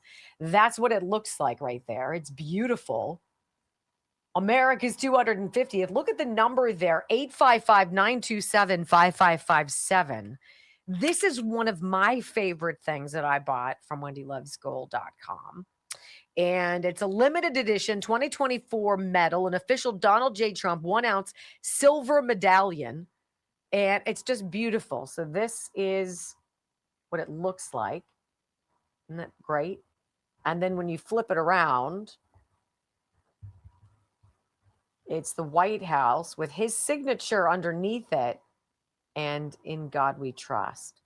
So they have a whole array of Trump coins. And what a wonderful way to get a memory of this wild chapter of American history that we were all born to be a part of, right? 855-927-5557. They make it so easy. They explain it, make it so easy. And it's a wonderful way to pass wealth on to children and grandchildren, precious metals. Don't sit on cash. Consider precious metals. Consider wendylovesgold.com. I love them. I'm trying to squirrel away enough money to surprise Brock someday with his own gold coin. Ooh. Mm-hmm. If she's saying it now, it means it's not going to happen. Why? Why would you tell me? Something to look forward to? Oh. I mean, it's $5,000. I'll melt that bad boy down. And do what with it? Take it to the gun store. Cut it in half. Save half. Get a gun to protect that said half. Oh, boy. Build a bunker. Build a bunker. Yeah. I have kind of a fallout shelter. Not necessarily fallout, but a safe room, panic room in my house. Oh, yeah. And, right, yeah. I pity the fool. Yeah, right. Don't open that door. Pity Makes the you, fool. you sat there and talked about the movies, the Jason Bournes. Think of the Mission Impossible where they take the mask off and the little throat thing to change the voice. I totally believe it now. And I'm a huge Mission Impossible fan from the TV show. You remember Fox, the guy that Fox has on who looks like he's bald and he's some military expert guy, and they bring him on. He's got some raspy voice. Is And that he had Keen? that. He had no. He Oh. had that thing that it looks like he had like a mask on. Yeah. And yeah, you start looking at stuff and thinking about it more critically. Like, what you talking about, Willis? No, literally, if you found out, like if all of a sudden the lights turned out and the lights turned back on, and all of the people in your neighborhood and people you know who are hybrids, right? So they're half alien, half human, were like illuminated a different color, would you be surprised? No.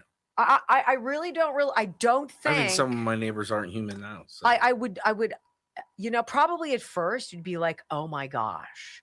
And then you'd be like, but of course, they've lied to us about everything else.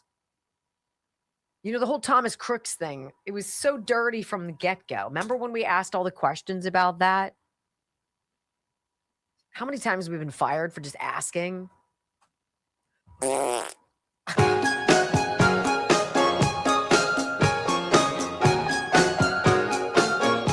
Welcome back to the Wendy Bell radio program. So you know what they're calling this whole World Cup experience. And what is it, a couple weeks? I don't even know how long it is.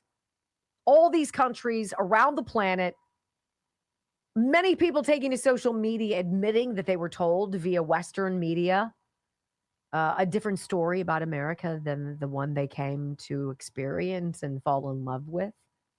And they're calling this the actual summer of love. It was tongue-in-cheek in 2020 because they burned the ass down. Right? Riots for George Floyd, all the wrong heroes, all the wrong strategies, and then all of the carnage that we pay for to clean it up, right? This is the story of America welcoming the world into a big birthday party. And it's called the Summer of Love 2026. It's really like, it's like the U.S. having this giant sleepover with cousins that we never see because our parents hate each other.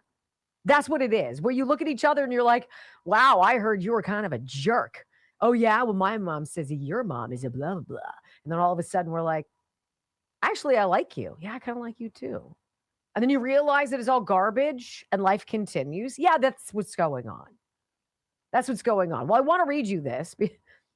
It's pathetic, but this is where we are. Seattle newspaper tries to downplay patriotism at World Cup and is served a huge helping of humble pie instead. Seattle is, in parts anyway, a beautiful city with lots to offer. A Space Needle's pretty cool, while the Chihuly Garden and Glass Museum and Pike Place Market are worthy of a visit. Unfortunately, the city is also known as a hotbed of socialism and failed progressive policies, which is evidenced by their large homeless population, their lax approach to crime, and the exodus of major corporations, think Starbucks, and sick of the slow motion decline.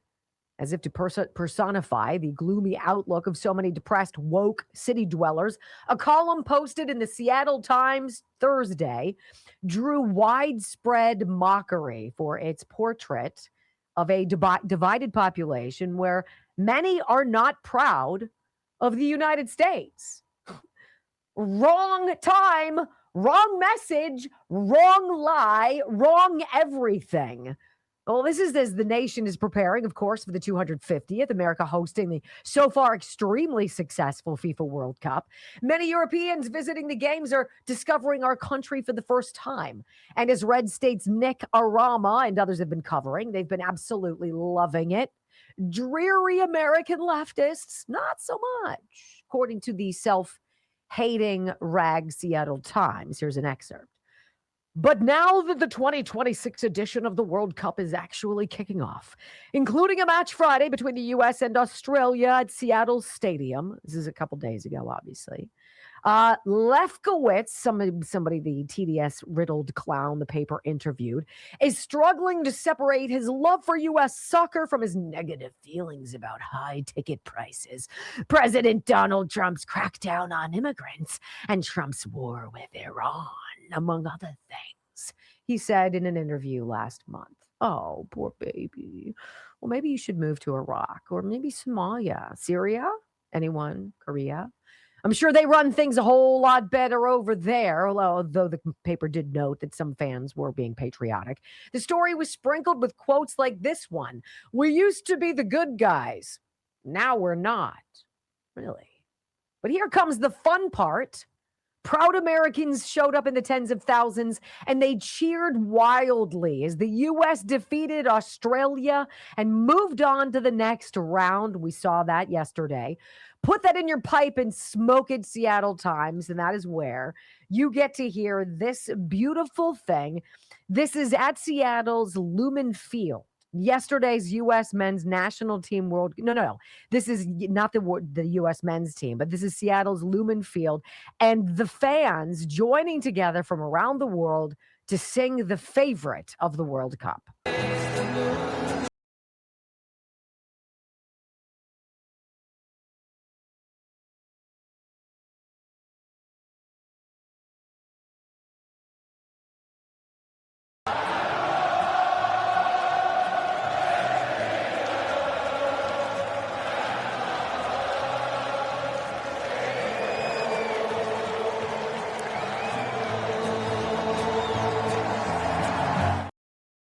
I absolutely love it. And the article continues with all sorts of people peppering videos and pictures of themselves to the Seattle Times.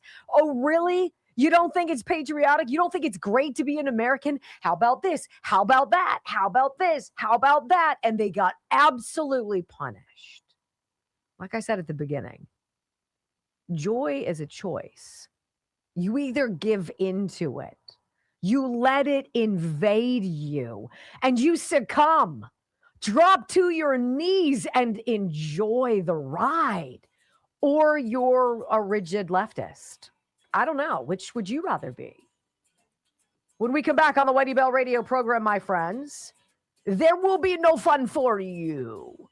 All of the places run by liberals where the 4th of July is all but being canceled. What a crying disgrace.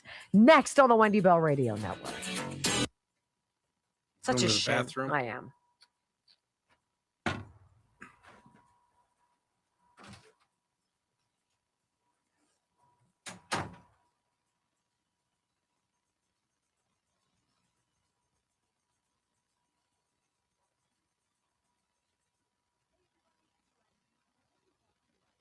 Well, she's gone. I'll tell you about disinfectwithsniper.com. I saw someone in the chat on Rumble earlier say, where can I get the 250 flag?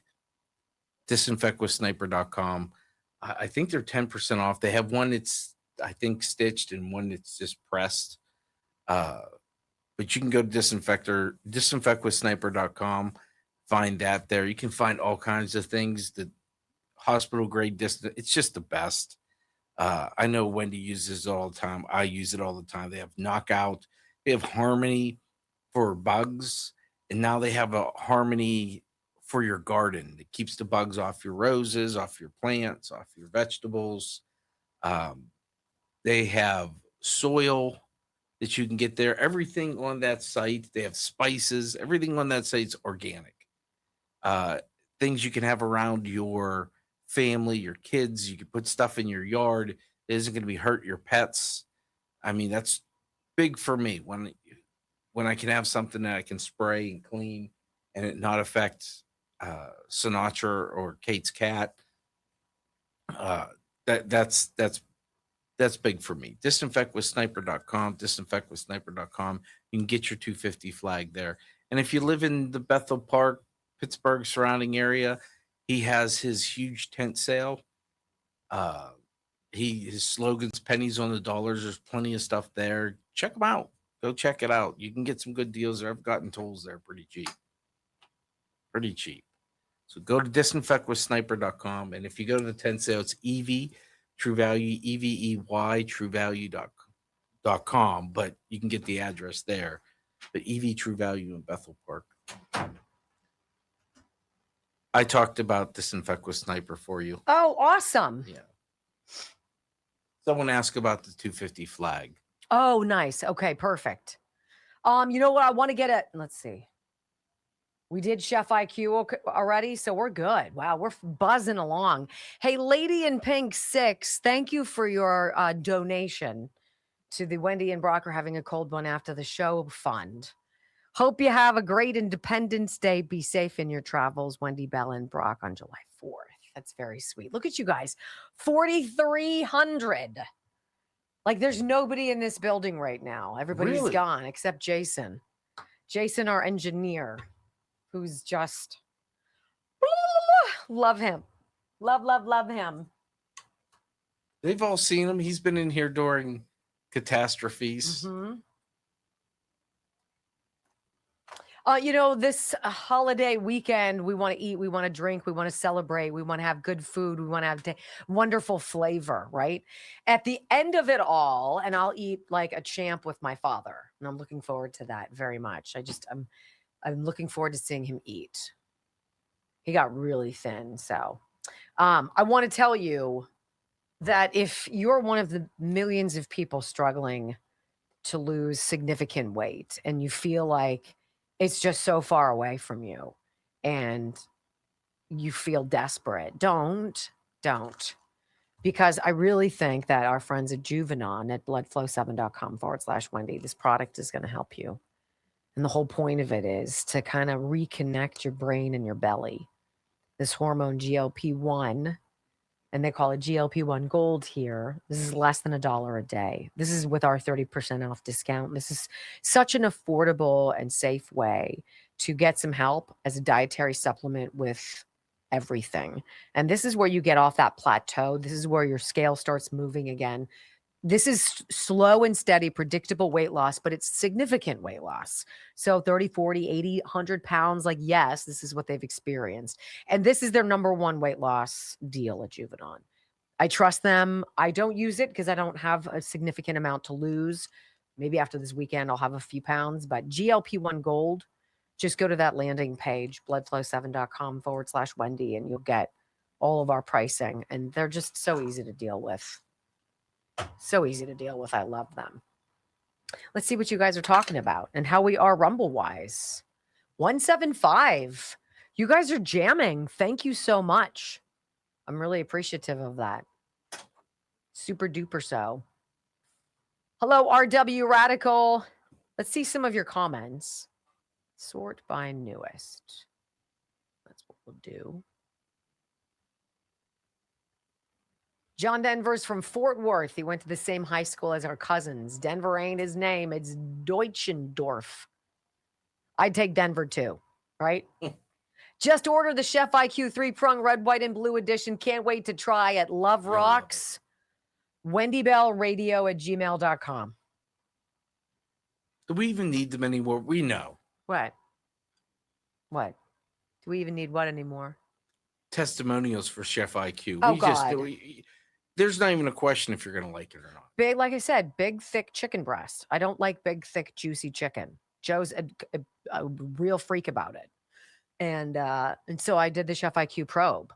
And I thought, no way. There's no way this is done yet. But it counts you down to have it rest. And then they were like, okay, now you can cut it. And it was 2 days after the fact. Yeah. Holy, it literally really did good. melt in your mouth. It did. That sound.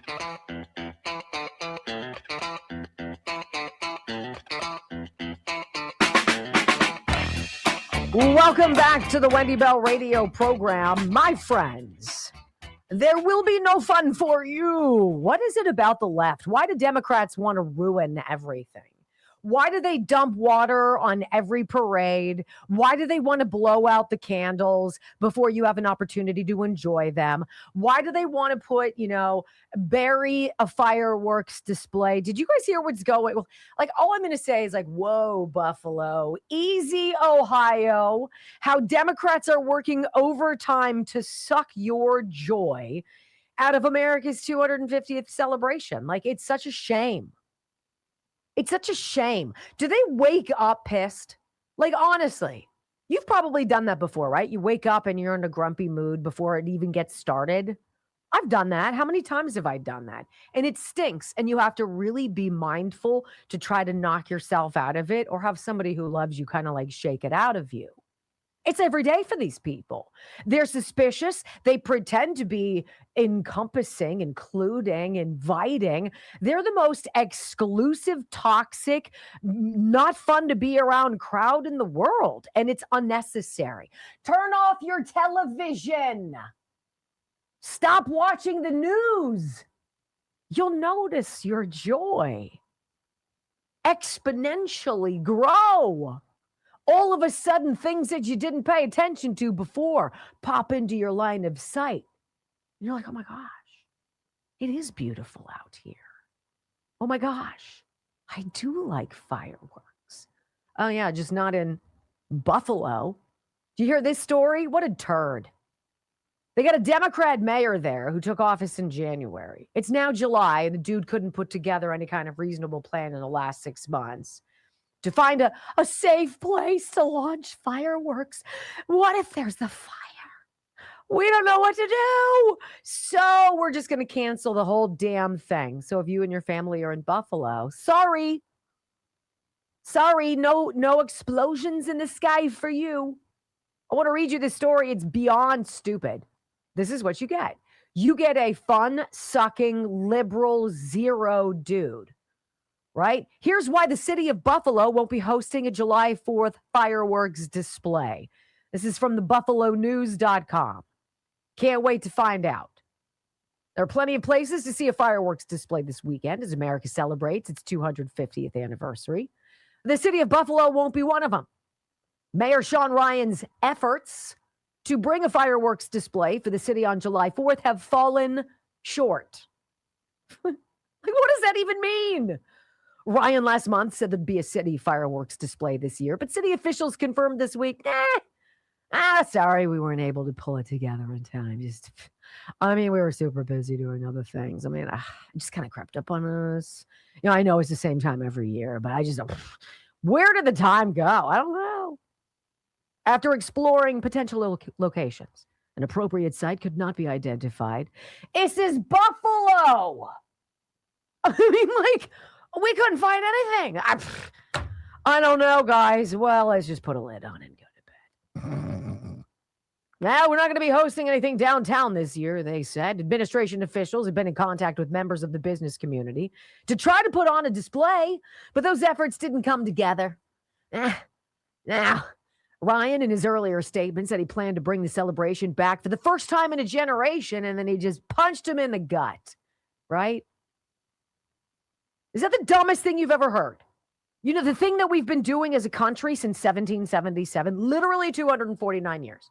That's how long we've been doing fireworks. Fireworks became part of July 4th celebrations in that year, the year after our official birth, when Philadelphia held the first organized Independence Day commemoration with fireworks.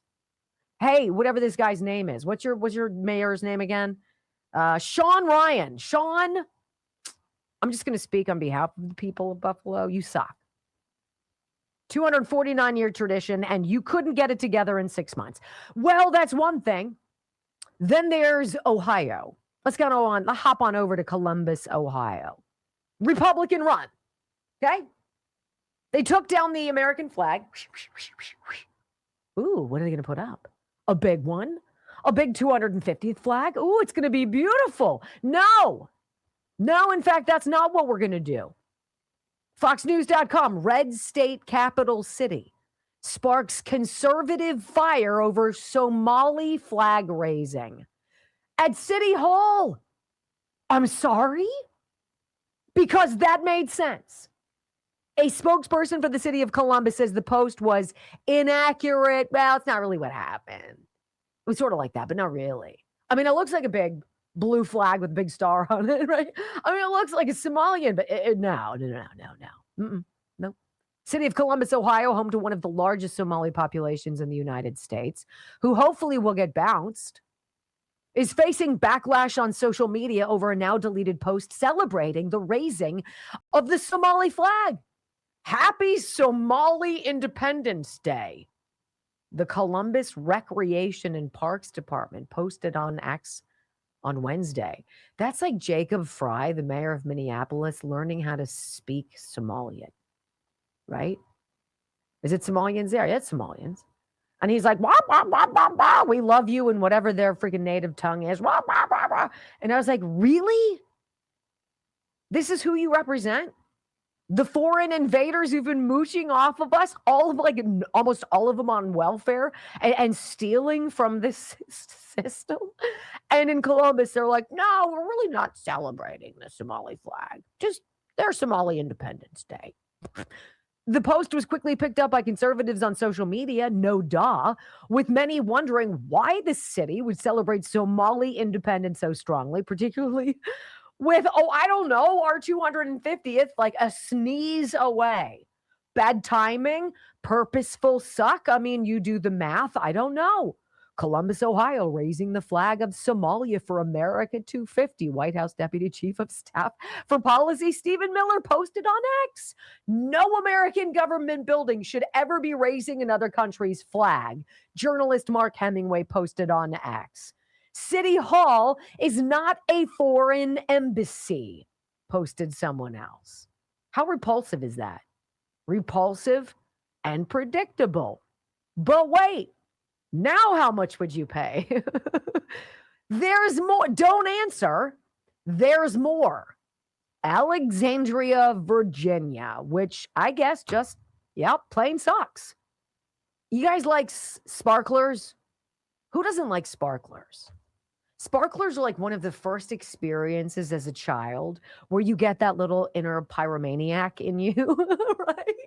Right? And you're walking around and you're like, these should be burning the hell out of my hand right now. And it's not, it's magic. And it's lighting everything up. Oh my gosh. I'm a fairy. Look at me. I remember that. That was the best. Yeah, you can't do that. In Alexandria, Virginia, you're going to get slapped with a pretty big fine. What? So here's the headline from Daily Caller. Democrat city boasts of July 4th tyranny, bans fireworks, and even sparklers. You've got to be kidding me. One deep blue DC suburb will not be celebrating the 4th of July with fireworks in its local government as they urge residents to turn in some of their patriotic neighbors. Oh, even better. We want you to narc on each other. That's perfect. That was like the coronavirus task force where you were supposed to be like, I'm pretty sure Sheila over at 108 Maple Avenue is in social distancing. I mean, that's what they wanted you to do. What a bunch of losers on the left. In Alexandria, Virginia, the local government suggests reporting neighbors who are using fireworks, right? Fireworks are illegal in Alexandria, including sparklers. Report illegal fireworks by calling 311. Any fireworks found inside the city can be taken away. If you're caught with fireworks, you could face a Class 1 misdemeanor charge. That means up to 1 year in jail, a $2,500 fine, or both. said the Alexandria Wet Blanket Fire Department, reminding the community in a press release. The city of over 150,000 hosts a grand finale fireworks display in a week, right? You'll have to wait. You can do stuff then, not now. And then did you hear about in Pennsylvania, land before time, the Pennsylvania state representative who was kicked off of the House floor in Harrisburg? Why? Because he was wearing a jacket that looked like the stripes of the American flag. Oh my God, the horror. Right? You guys should be trying harder not to suck in the Pennsylvania House, okay? And not worried about this cat's jacket, okay? If John Fetterman can walk around the United States Capitol wearing a hoodie and basketball shorts, I'm pretty sure this guy fitting in with the code of the state house wearing a jacket. Pretty sure we can probably stomach this. A Pennsylvania lawmaker says he was kicked off of the House floor Tuesday for wearing a patriotic suit jacket. I'm wearing a red, white, and blue striped disaster as a dress right now. I love it. Do you think they'd have a problem with that in the Pennsylvania Assembly? Representative Eric Davanzo, a Republican who serves Pennsylvania's 58th and parts of Westmoreland County, said he was removed from the House floor on Tuesday for wearing a suit jacket that he called patriotic. He said that House Speaker Jonna McClinton found his jacket, which features red and white stripes like an American flag, along with his blue tie with white stars, go against House rules. Are you kidding me? You also are not allowed to skip down the sidewalk or enjoy an ice cream cone anymore, apparently. Like, what? Can we take those weeds and blow in the wind and blow those things? Is that illegal too? We love America, Davanzo wrote in his video. He said in a video. So I'm happy to put this on. I'm proud to wear it, right? Everybody loved it. He said they came up. People gave me hugs, shaking my hands. He says as he walked onto the House floor Tuesday like he always does, well, he was pretty much mobbed. I don't like your outfit. It's not something you would wear every day. Well, no, duh. It's the week before the 4th of July. You absolute turd, right? And he said America's 250th 4th of July, 4 days away. It's a holiday weekend. Why not wear it? Well, she said the woman in charge was like, well, we're all about serious business here. Oh, suck it.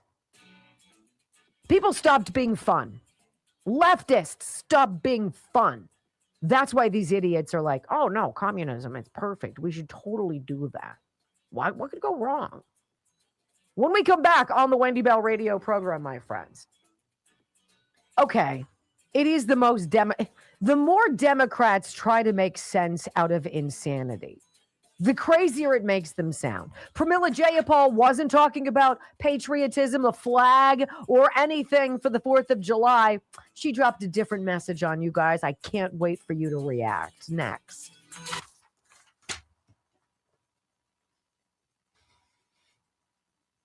It's preposterous. Preposterous. I don't know why I got kicked out of my rundown. Do you need it? It's just peculiar. Someone took your money. Have a prune juice. Wow. Is somebody calling me old? No, you click on it, but don't read it out loud. Ew. Really? Is it risque?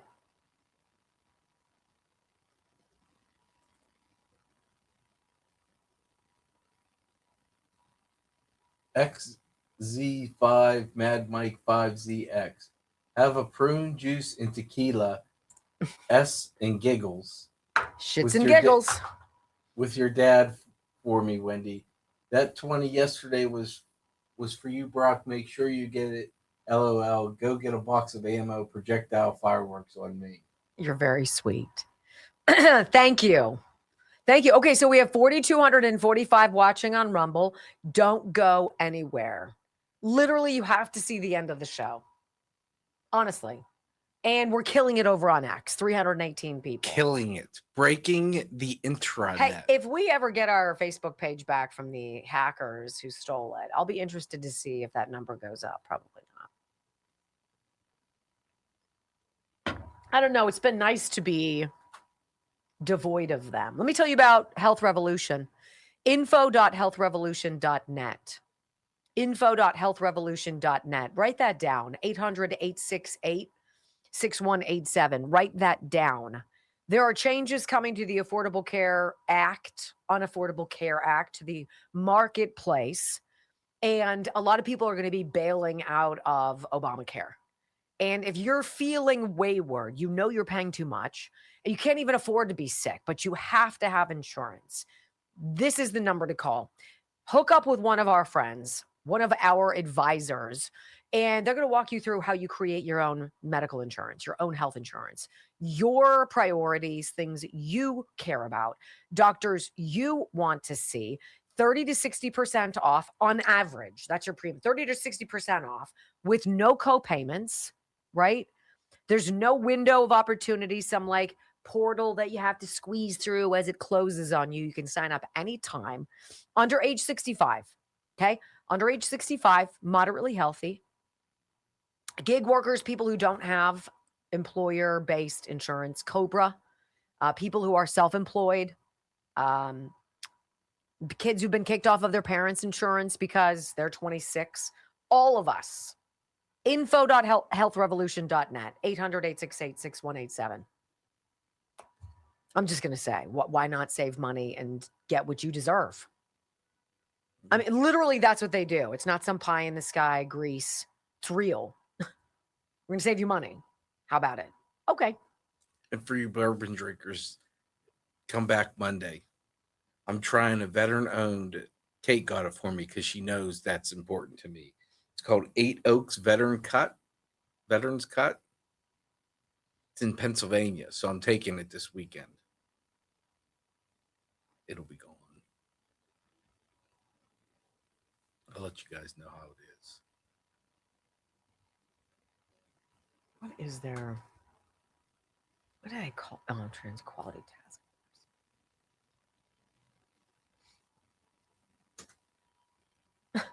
So we're talking about red, white, and blue, and fireworks, and patriotism, and this great American sleepover, and this is what the left is talking about.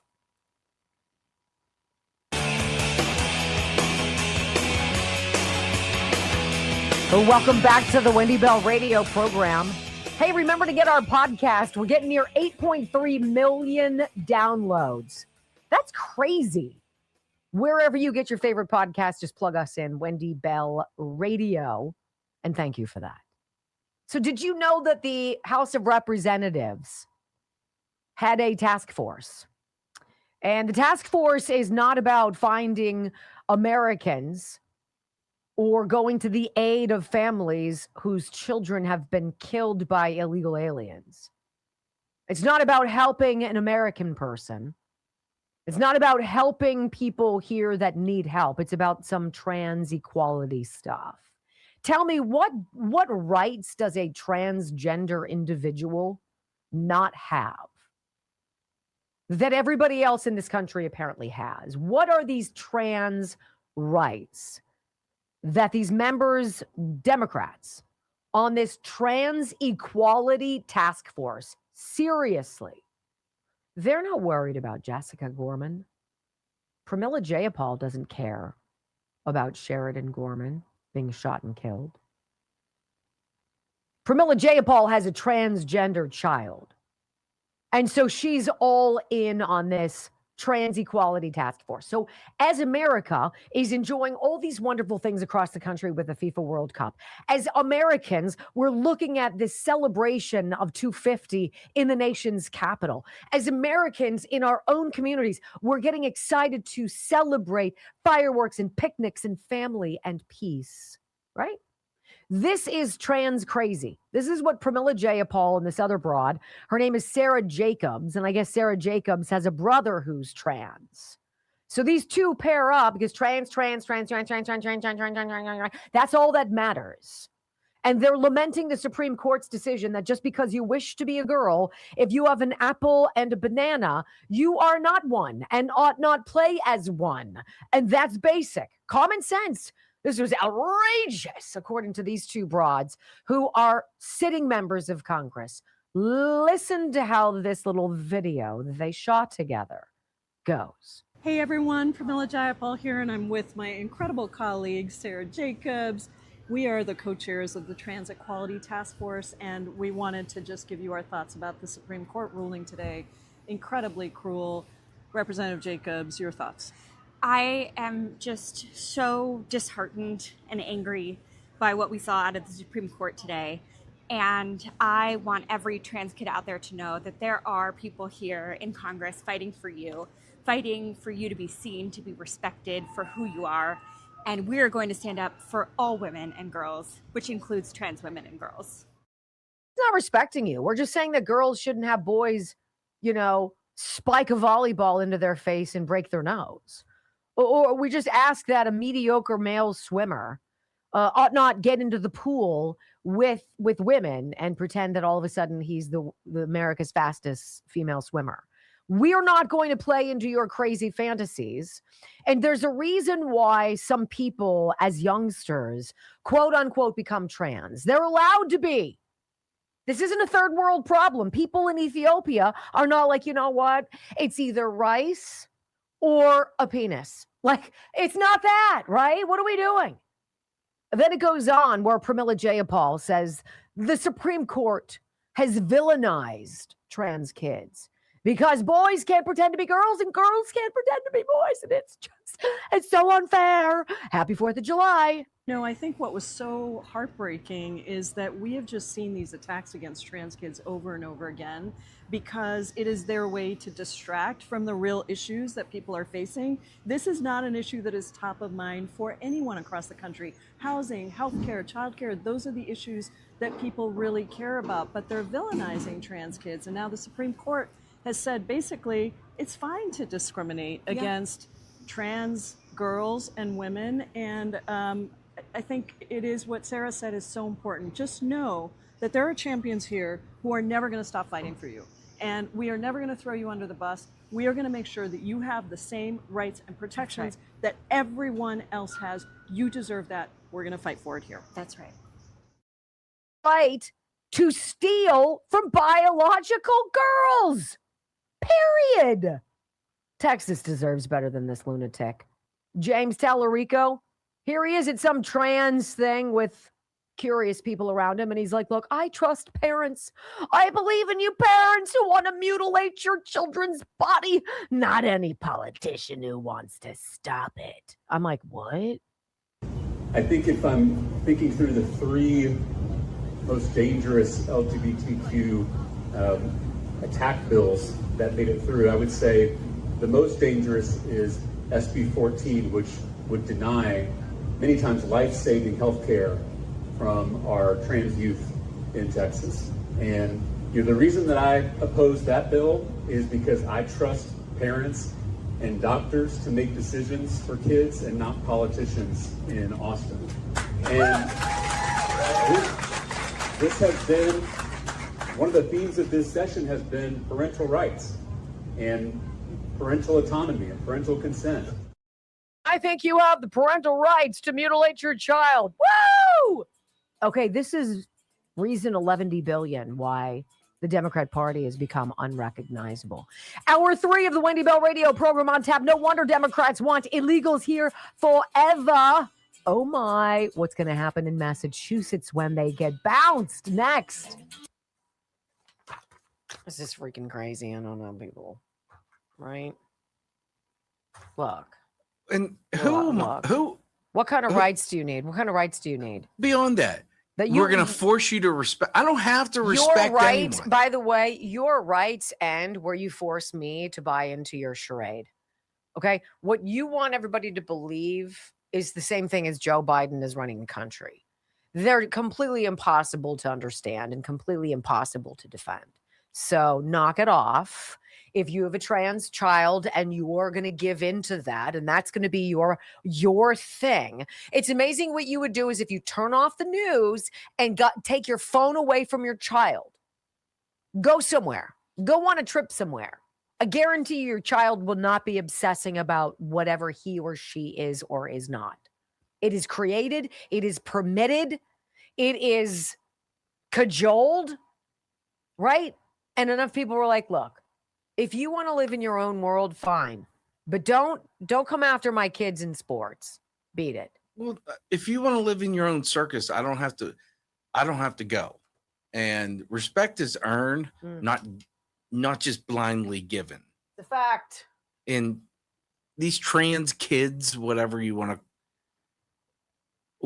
Before I was 18, if I went to the neurologist, I didn't sign paperwork. I wasn't allowed. I had to have a parent there.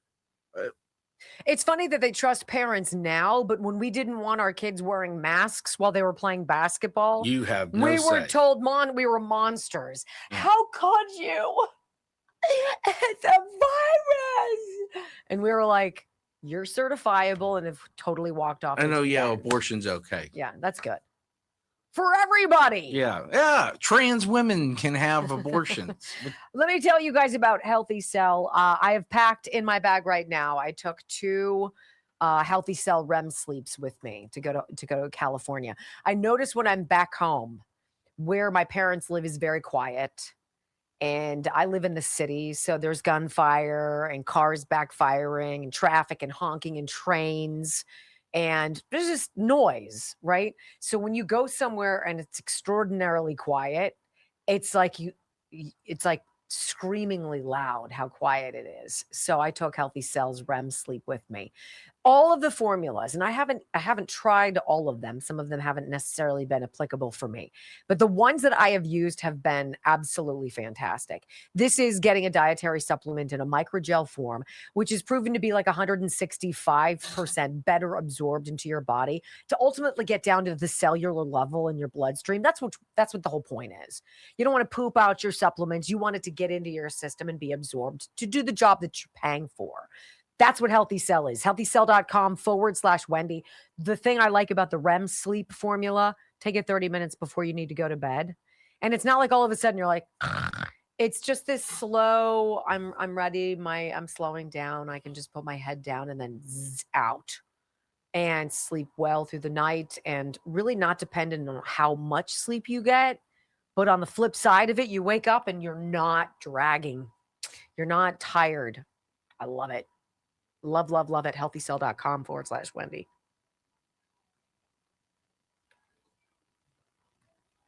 All right. Let's see how we're doing, guys.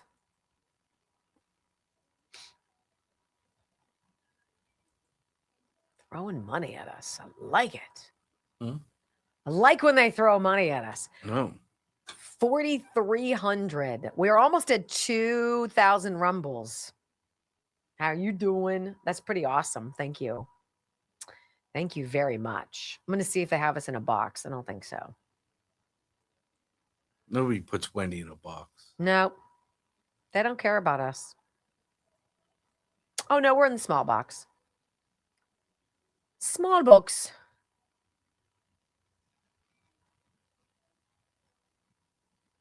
It's still only 193. Yeah, it is what it is. If you have never been to Washington, D.C., yeah, you should go. It is a special place.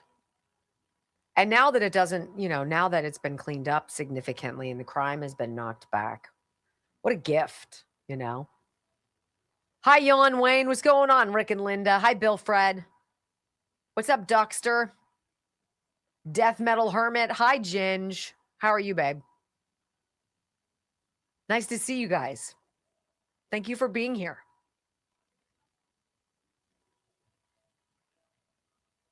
I miss Scott Adams. I think about him not uncommonly.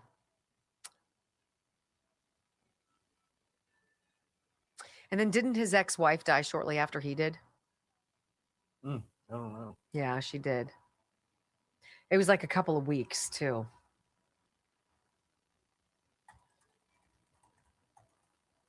Can I pimp something Please. that we have no connection to? If you guys are into the subscriptions, and Glenn Beck has something called The Torch now. It's all about history, and I subscribed. I would highly recommend it. He does a lot of interesting stuff that's pretty cool. This was not a paid advertisement. You know what I've been getting into? There's an app out there, Lectures, the great courses, something like that. Mm-hmm. I've been listening to lectures. What are they It's about? such an exciting life I lead. Everything. You can they have one on they have one on the law. They have one on mathematics, like just lectures. All kinds. History lectures.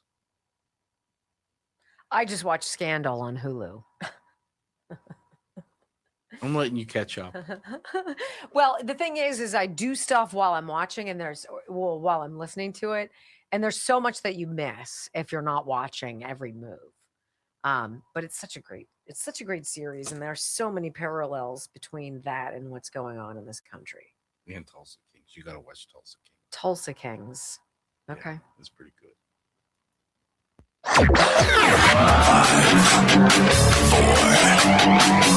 3, 2, 1. Wendy Bell. Inspiring solutions to save America, one show at a time.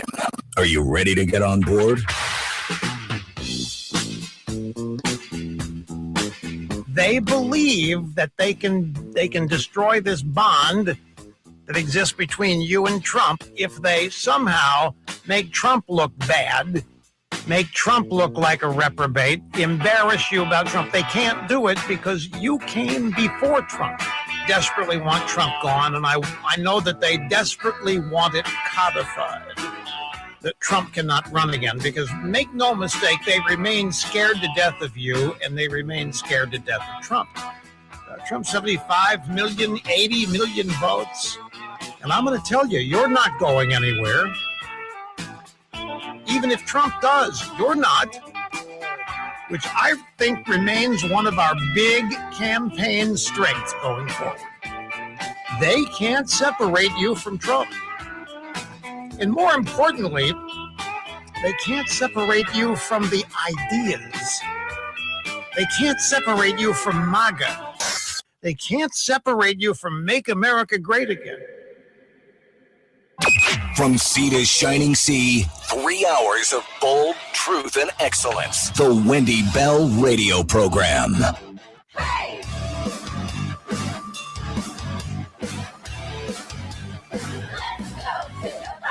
Welcome back. Hour number 3 of the Wendy Bell Radio Program is live.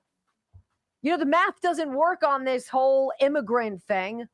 And then you begin to realize how much was promised to these people as the border was open, how much damage has been done to this country, how many trillions of dollars of our money has been spent as we've suffered and have gained. I don't know. What have we gotten out of it? Have we gotten better culturally? Have things improved?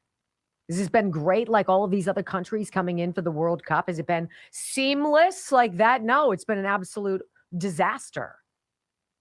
Remember how they lied to us and told us they were vetting all these people during the throes of COVID, where you had to prove who you were and what you were doing to go anywhere, where they held the proverbial gun to your head and make you do something you didn't want to do. And then if you didn't want to do it and you felt that strongly about it, you lost your job. These people don't want these immigrants to leave because they need the math. Great article in revolver.news. And I want to read it to you because it kind of underscores how far the left will go to even let a man who raped a 10-year-old girl for 2 years stay in this country and be pardoned because they need his vote that badly that they don't care who is ravaged, violated, in the process. Here's the headline. 90,000 Haitians. What? 90,000 Haitians live in Massachusetts and only 10,000 are working. Where do you think the other 80,000 are? Oh, you're paying for that, babe. Even though the Supreme Court has put out some disastrous duds, they've also handled President Trump some major victories as well these last 2 weeks. They cleared the way for his team to end temporary protected status for tens of thousands of Haitian migrants. What does TPS mean exactly? Temporary protected status. In short, when a foreigner is on TPS, they don't have to work. And there's no risk of them being deported. What? Temporary protected status does not require you to work. Instead, it gives eligible individuals the legal permission to work in the U.S. and protects them from deportation. TPS does not require you to hold a job, simply provides the legal right to work if you choose to. A lot of them ain't choosing to, guys. So they're not holding down a job. They're collecting welfare, mooching off of the American taxpayer. The good news is that President Trump can now begin deporting them. Of course, the reaction from the left came in fast and furious style. The same crowd that exploded with outrage when President Trump called Haiti a shite hole country years ago, flooding social media with beautiful beach photos and travel brochures. The same people are now arguing that sending migrants back, it would be a death sentence because Haiti's dangerous. Really? January 2018, Democrats and the media were apoplectic over Trump's shithole comments and were engaged in a campaign to defend Haiti. Anderson Cooper, I remember explaining to Conan O'Brien what an amazing and incredible and culturally rich place it is and how he loves to spend his weekends and his vacation times there. You know, some people are going to Hawaii. I'm going to Haiti. It's so much nicer, said no one. Right? So now all of a sudden, so which is it? Is it a shite hole? Is it this Garden of Eden utopia? Can't wait to build a summer home there. Well, the left decides on that $1 million question. Another bombshell has landed, this time courtesy of the Boston Globe. Random act of journalism. I wasn't counting on this. Buried inside the paper's overly sympathetic coverage of the Supreme Court's ruling against TPS is a statistic that has infuriated Americans.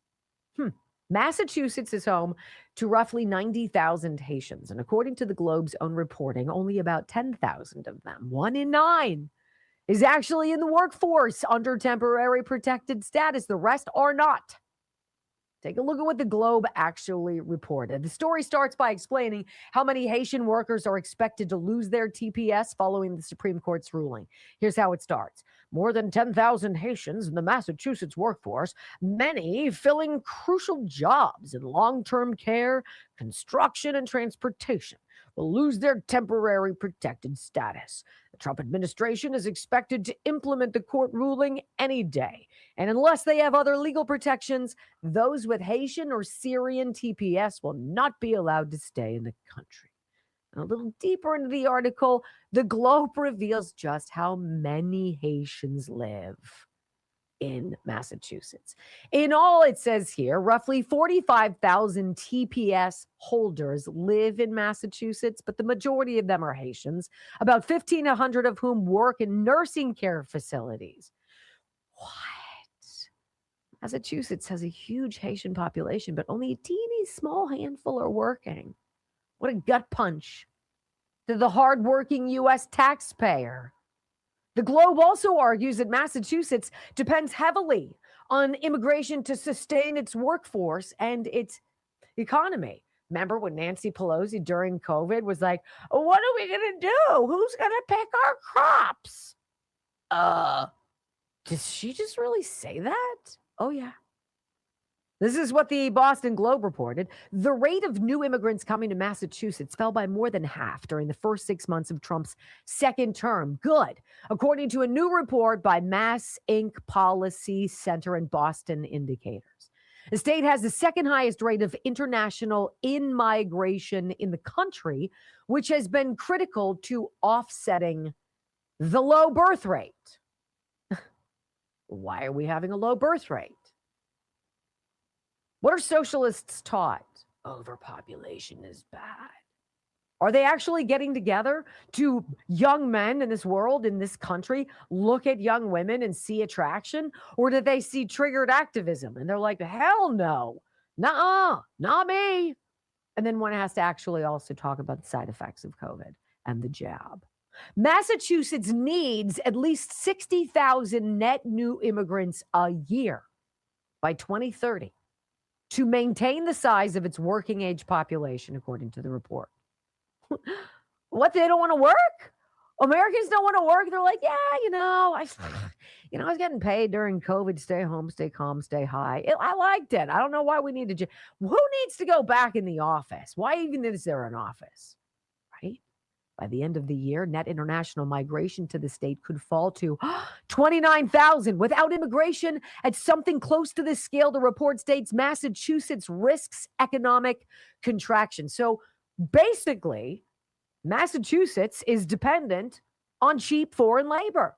Maybe not all of them are Haitian, but this blue state clearly likes the low-wage migrant worker. Worker rights, migrant rights. So, which brings us to the next part where the Globe lets one of its immigration attorneys explain why employers are freaking. Big concern is, he says, employers trying to make sure they're not running afoul of the law are going to start terminating people because they're Haitian or Syrian, right? You can't commit country of origin discrimination. Immigrants with work permits are also well known to ICE. ICE knows where people are, they say. They have their fingerprints. They have their addresses. Somebody should let these people know that enforcing immigration law after legal protections expire isn't discrimination. It's called the law. But the biggest surprise in this story is how the Boston Globe's reporting raises the big questions many Americans, all of us, have been asking for eons. If Massachusetts has built all of these industries around temporary immigration programs, maybe the real problem isn't the court enforcing the law. Maybe it's that politicians treated a temporary program like a permanent solution. Yes. Yes. What happens when those people get bounced? There are jobs that cannot be paid $7 an hour for. Yes. And you know what also appears? Housing. It's wild. You know what also goes away? All of those social services those 90,000 Haitians were absorbing every single year for the last 25 that they've been here after an earthquake. Okay? I just wanted to put it into perspective for you. People aren't having babies. There's going to be a huge population crisis. Right? It's happening. When we come back on the Wendy Bell radio program, my friends, Democrats do have a math problem, and Harry Enton, he talks about it. Whoa, next. Yeah, of course I don't want to get rid of these people. Do you really want somebody who's making $5 an hour from Haiti taking care of your grandma? Or your mom? That's so scary. I hope I croak before my kids have to deal with that. Just be sitting here and just be like, okay. Right? All right, let me tell you about the Simkovich Concussion Institute. I love them. Obviously very special to me. But to be able to see a friend who is doing better after her therapy with Dr. Simkovich, to see people who have suffered traumatic injuries and terrible migraine headaches as a consequence, who have multiple missed days of work a week because their headaches are absolutely debilitating, to see them get healed, to go months without a headache, and a headache that's not even remotely on par with what they were feeling, to see people who were injured in battle or got hurt on the pitch or on the court or on the field and see them get fixed by Dr. Simkovich's and his hands. That's what it is. That's not machines. It's his own two hands. 412-366-3700. 412-366-3700. SimkovicConcussionInstitute.com. He's awesome.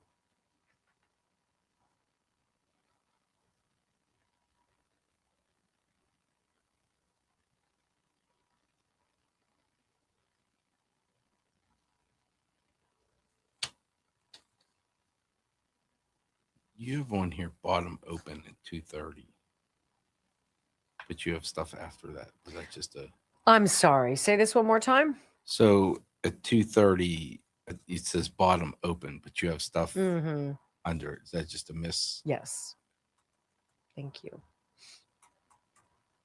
Yes, yes, yes. 380 now. We're creeping up on X. I like it.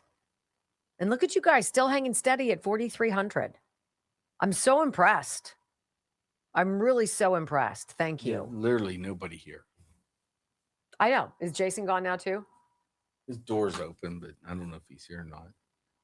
It's all dark. They shut the lights off. Oh, We yeah. can't do that. Right. We have to empty our trash. Whatever. It's fine. Do it at home. That's a fact. I do too. Yes, sirree.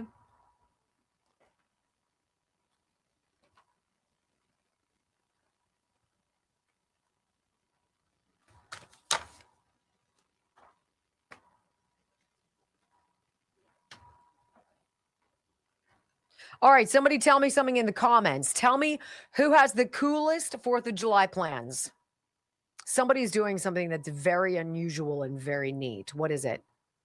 In the comments section, I want to know. I want to know what you're doing. Sorry. We got to 2. Thank you. It's 107 degrees in Queens. Holy Moses. It's 94 here. This is hot too. It's fine for the first 10 seconds after. Yeah, and I'm like, it's not bad out. And then it's Yeah. like, so bad. That's oppressive. Not Donald Trump. The heat. Wonder My, what the my, feel like my. temp is. I wish we could skip ahead to 2:30. I'm so Feels excited. like 102 here. I'm going to be dripping. Woof. No, you have a cold beer. I got to get my hair back in this break. How you doing? Wendy's Hair Salon. We can do it together. I want to know what you guys are thinking here. What's everybody doing?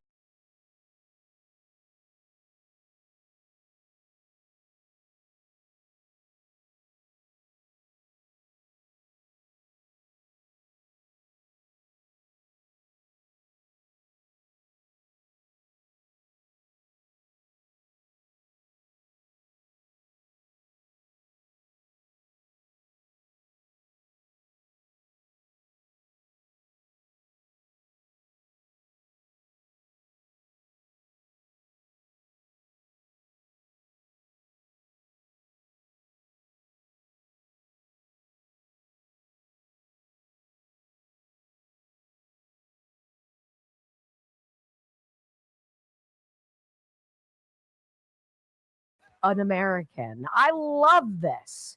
What a great weekend. I hope you guys all have wonderful plans and I hope you have a wonderful celebration. We are off tomorrow, but if you're on the radio, Brock has put together a special best of show, and I think you'll like it nevertheless. Come on, I'm fabulous. You're gonna like everything, right? So Harry Enton, he's actually greasing the skids. He's trying to tell the Democrat Party, look, I know you guys were banking on the traditional bounce for your party with the Republicans in charge of all 3 chambers or whatever, the House, the Senate, and the executive. You know what? I know you guys think you were going to get control, but I don't know about that because you need 4 seats, at least for the Senate. And I'm not seeing those numbers. Say what? Here's Harry. Okay, so what's the simple math here? Democrats need a net gain of 4 Senate seats to regain control of the upper chamber in Congress And right now, the math, simply put, isn't there for them. That is the picture. And I want you, it's just, it's a math problem. It is a math problem. 2026 Senate poll margins. Okay, Democrats need a net gain of 4. Okay, you get 1 in North Carolina. But then you got a bunch of red on the screen. Now, these are close races, but you got a tie in Texas. Then it's +2 in Iowa for the Republicans, +2 in Alaska, and then +3, if we can make the circle there, in Ohio. So that gets you 1 seat, but of course you need 4 seats. And on this board, red, red, red, close races, and a tie. You're at 1. You're not yet to 4. I mean, the good news for Democrats might be they're close in Texas, Iowa, Alaska, and Ohio. But again, it needs to be 4 of these that are blue in order for them to retake it. Now, there's one state that you did not put up here. No. That's Maine. That is Maine. Maine, which we've had a few Senate polls the last couple of days. And what do you see here?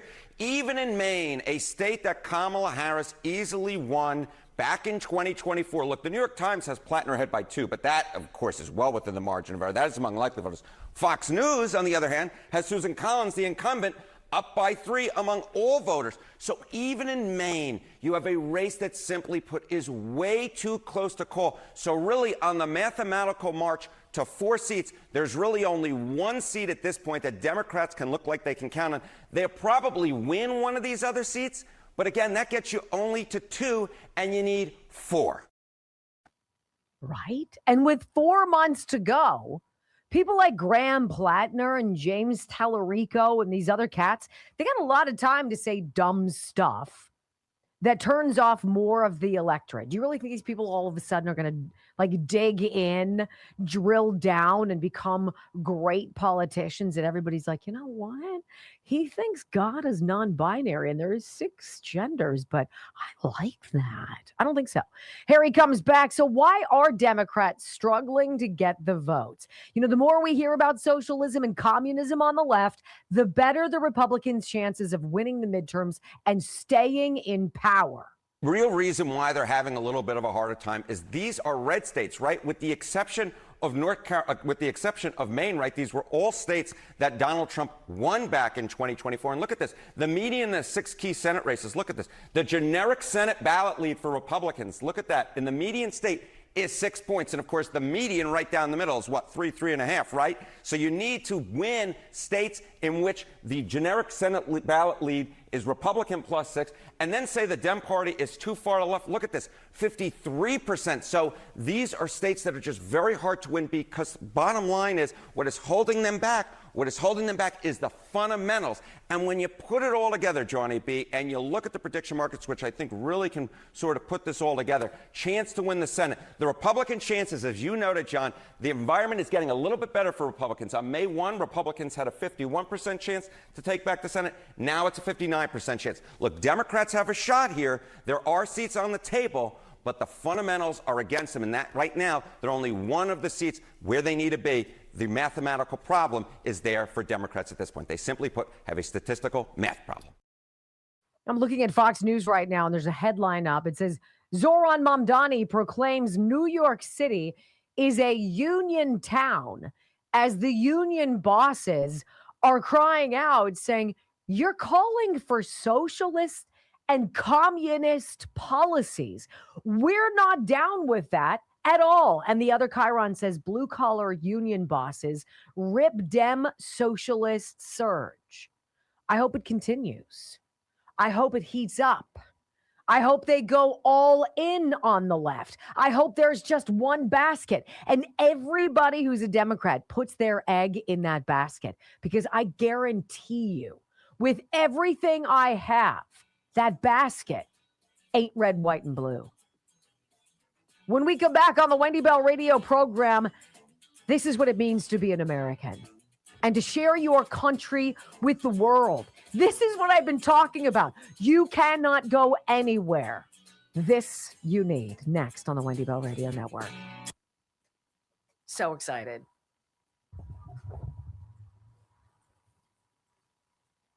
I'm getting ready for what it's going to be like outside, guys. Here it goes. I'm just going to say, I mean, not to do this every day, but I'm going to do this every day because it's just, I'm going to be a mess.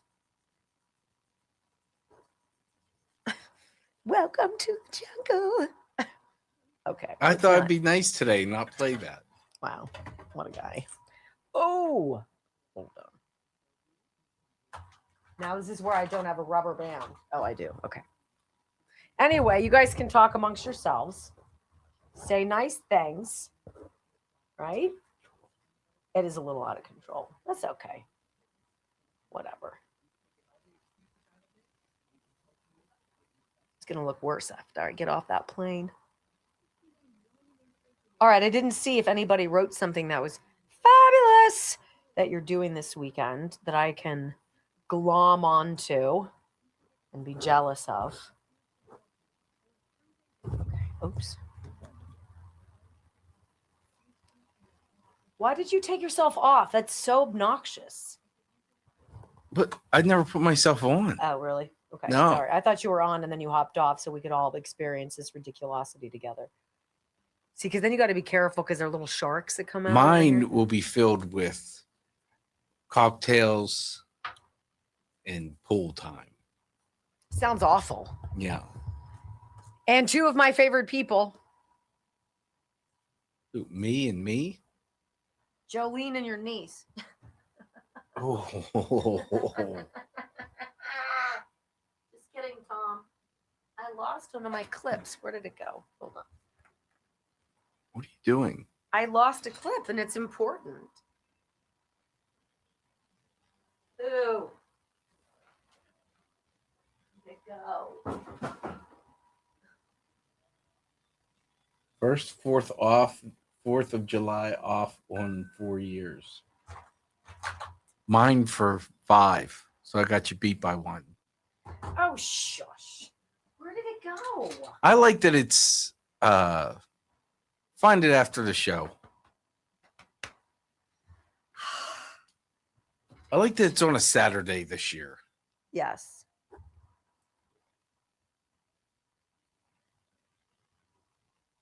I guess they all have off tomorrow, and Everybody does. yeah, it's dark today. It's dark at noon. Oh, you're talking about our people. Yeah. Yeah, probably. Ooh, Death Metal Hermit said Wendy is 3 weeks pregnant. That would be a neat trick. I'd have to start praying to you. I am? No. I don't think so. Maybe Jackass. 2, but 3? No, you would know it. Boing. Okay. Oh my gosh, do I love this. So, Brock, let's give the backstory. And you didn't at first. You didn't want to listen to it at first. No, I was running a little bit late, and he's like, I found a song, and I'm like, he's like, it's a little long, and I'm like, I don't have time to listen to it right now. And then he's like, okay, well, Listen to it anyway. you're gonna like it. And then I started listening, and I was like, I'm sorry. I was like, I'm sorry. I didn't listen to you. I should have listened to you.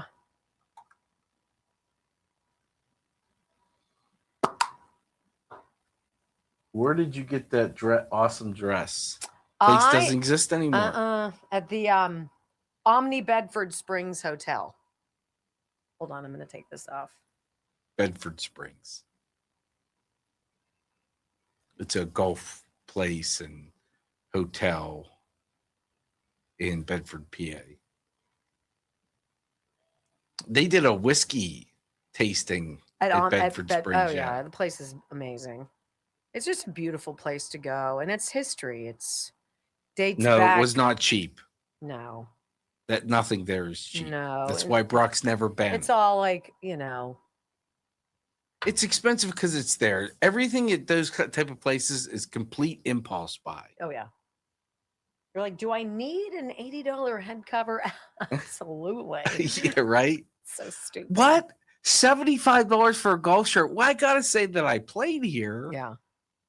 It's really not that much. Oh, 20% off. Brock's trying to have me and Joe and Kate and he go on a team building experience to Bedford for a golf weekend. Kate doesn't golf, so she would just be in the spa. Right. Am I paying for the spa too? I ain't. So she's either sitting in the room or she can caddy, riding a cart. That is so ignorant. I'm just going to say that. Wow. It's not the right use of the word, but that's what people say. I paid for a spa trip one time. We went to some place in West Virginia. And I'm like, it's how facial. You already have a face. You don't need another one. You facial. I would just go for a pedicure. I'm sure that's one of the things she would want. That's all I would want. Yeah. I don't need anything else. They are pretty special. I'm not going to lie. Have people touch your feet? Stop it. How you doing? Have them cut those hangnails out.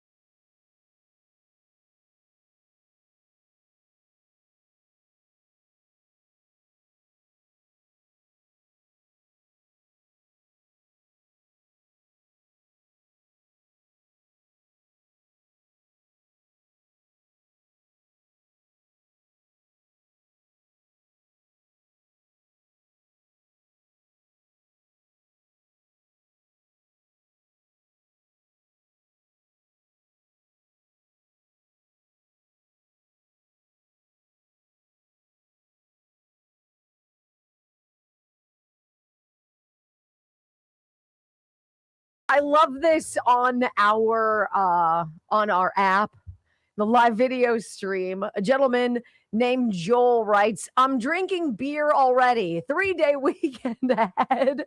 Happy 250th birthday, USA." Dang right, Joel Sievert, 1963. I love it. I'm so glad that you're here. Thank you. And welcome back to the Wendy Bell Radio program. I'm a very basic person. I think a lot of people think women are very complicated. I suppose we can be. But I have one overarching goal as a human being, not even as a mom or a conservative or somebody who's in media or what have you. It's for my kids, and I want to give to them a better America, a better place. I want it to be better than what I had growing up. And I had great. We had great. Circumstances weren't always perfect. But we have such a gift here in this country. And it's not being taught in school: patriotism, love of veterans, appreciation for the dead who gave everything for us. The people hundreds of years ago, far smarter than we could have ever imagined, who foresaw future kings and monarchs wanting to do exactly what they were trying to get out of in the 1700s. And they wrote documents and they made decisions. And they were so shrewd about how they did it, and the way they set up the government and the co-equal branches of it, so that one couldn't get stronger than another and the other two could keep one in check. It was a masterclass. It was a master stroke. It was genius. And along the way, we've forgotten that. Sometimes we get glimpses of it and we hold on to it and we try to breathe it in, the way I try to remember how my children smelled when they were little babies. It's intoxicating. I want to give a shout out to a gentleman. I don't know him and I didn't creep or deep dive him. I wanted to leave him be. His name is Jason Stills. And he created what I believe is a celebration of everything that is glorious about being an American. Now, it's wrapped completely around the FIFA World Cup. But I want you to enjoy. If you're not watching, close your eyes and imagine what he is painting as a picture, because it is absolutely beautiful.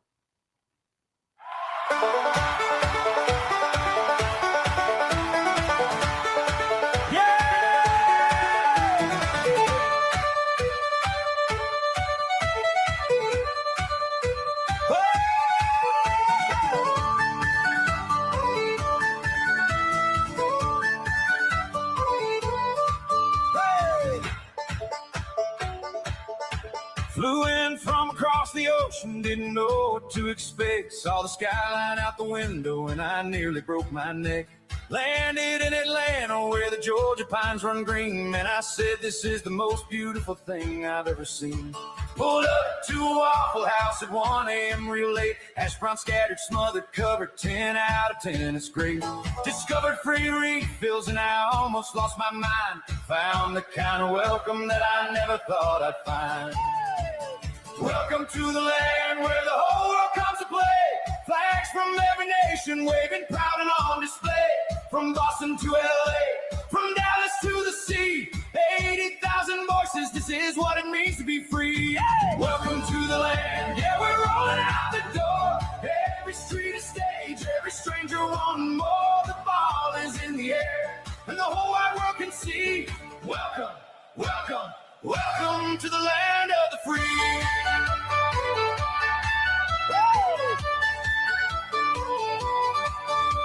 The Scots marched into Boston with their bagpipes ringing clear. Kilts and tartan everywhere, the whole city stopped to hear. They sang Flower of Scotland at the Red Sox Fenway Park. Lit the whole of New England up and glowing in the dark. The Germans hit the highway, chased the road from south to north. Freddie said it's the Holy Land, he meant Taco Bell, of course. Buc-ee's left him speechless, Bass Pro Shops left him amazed. Even got invited to the White House, yeah, the whole world's going crazy. Norwegian fans in New York doing yoga in Times Square. Then they turned the escalator into a Viking's lair. Rowing up together like a long ship headed home. Little boy in and out, now he won't leave alone. Oh, welcome to the land where the whole world comes to play. Flags from every nation waving proud and on display. From Boston to LA, from Dallas to the sea. 80,000 voices, this is what it means to be free. Welcome to the land, yeah, we're rolling out the door. Every street is stage, every stranger wanting more. The ball is in the air, and the whole wide world can see. Welcome, welcome, welcome to the land of the free. Japan fans cleaning stadiums the same way that they do. An NFL star grabbed a trash bag, joined the whole crew. Mexico and South Korea, best friends on the street, dancing to Gangnam Style with their arms around each beat.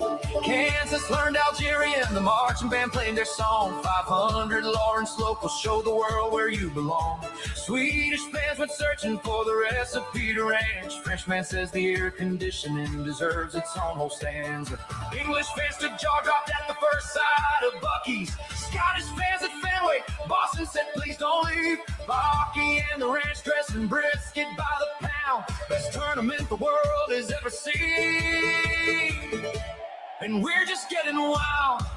A bagpiper and a bucket drummer outside Faneuil Hall. Plaid kilt, wicker hat, playing music for us all. Different worlds, different words, different flags, different names. But when the whistle blows, we all come alive the same. From the Rockies to Rockefeller, from Seattle to the shore. America is telling the world, come on in.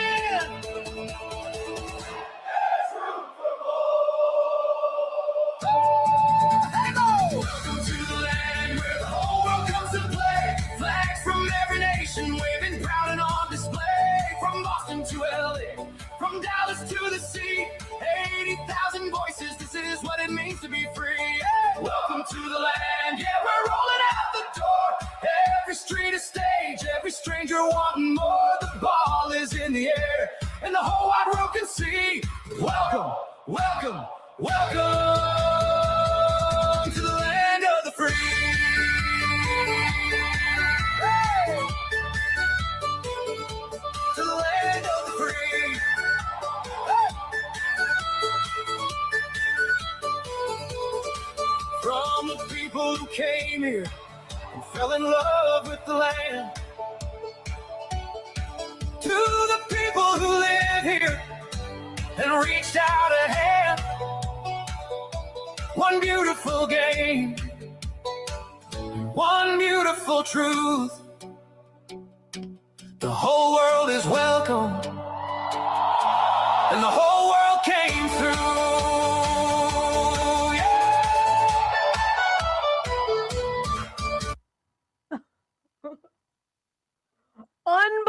incredible?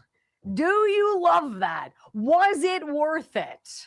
Do you understand now? Right? That's what I want to give to my boys. That, all of that. And it's been so long since I don't know, since we've seen it, since it's been put to such beautiful words. Jason Stills, my man, wherever you are. Oh my gosh. Thank you, sir. Thank you. Brock, how did you even find that? And how did people get it? I saw it on Twitter this morning, and the YouTubes, the Apple's Music. I downloaded it on Apple Music. I say download it everywhere you can. Make this go viral. It already has 100%. And make it number one, and make it number one with a bullet. It is just, wow, with a bullet. That sounds violent. Well, it is 4th of July, Second Amendment. There you go. I love this. You know, there's also a gentleman I found, and I've never seen this guy before. And he just kind of says it all. This is just a guy that you just don't normally see, who finally took his phone and turned it around on himself and hit record. And I think his message is 100% right. Enjoy. Let's talk about the World Cup for a second. This is easily one of the greatest things I've ever witnessed in my life. I've seen a guy named Bob from Japan eating barbecue and getting turned up on buzzballs. TSA says there's an influx of people trying to smuggle ranch dressing out of this country. Then let's talk about the Scots. We knew they would love it. They're partying and singing, I will walk 500 miles, and I will walk 500 more. They are quickly realizing America really is the greatest country on earth. And let me tell you, it's putting a lot of patriotism in my heart and a lot of others. All but one group, they're still whining and crying like they always do. I've seen people from every country saying, listen, let's trade passports. I'll give you mine from Canada. I'll give you mine from UK. Let me have yours. I kind of wish some folk would take them up on the offer, I can tell you that. Decades of propaganda against the American people and this country is being eviscerated by this great American sleepover. People are in the streets celebrating with each other, having fun. I have seen people from other countries trying to figure out how to stay longer. They want to stay and experience the 4th of July. And from what I'm seeing right now, it's probably going to be the biggest 4th of July we've ever experienced in our lifetime. But I made the post the other night, America is back, and some people made some fun of me. America is back, and I'm loving every single second of it. It's almost like when someone put in a bid in 2018 to have the World Cup here, he knew what he was doing, because it takes a genius to pull off a move like this. But I can tell you this little bitty incident is going to be a spark that ignites a flame of patriotism like this world has never seen. And if you've not seen any of it, just scroll, search World Cup, search Great American Sleepover. Like, this is awesome. This is awesome. When we come back on the Wendy Bell radio program, don't go anywhere next, because we got to take you to North Dakota, where President Trump got quite the escort yesterday. Oh my, next on the Wendy Bell Radio Network. Wasn't that great? I mean, like, oh my gosh, there's no way, if you put me in a straitjacket and taped me to the ground, I couldn't stop moving. I'd find something to move, because you have to. My foot was going like this the whole time. Like, You know what got me? At the very end, watching the guys on horses with the flags. That's where the chills came in for me. I don't know about you guys. That just was too cool. I saw, like I said, I sent it to her and I was like, you're going to want to watch this. That should be a segment on your evening news. Like if I was a news director somewhere, and it would be ballsy, but it wouldn't be. It would be right. And I would be like, you know what?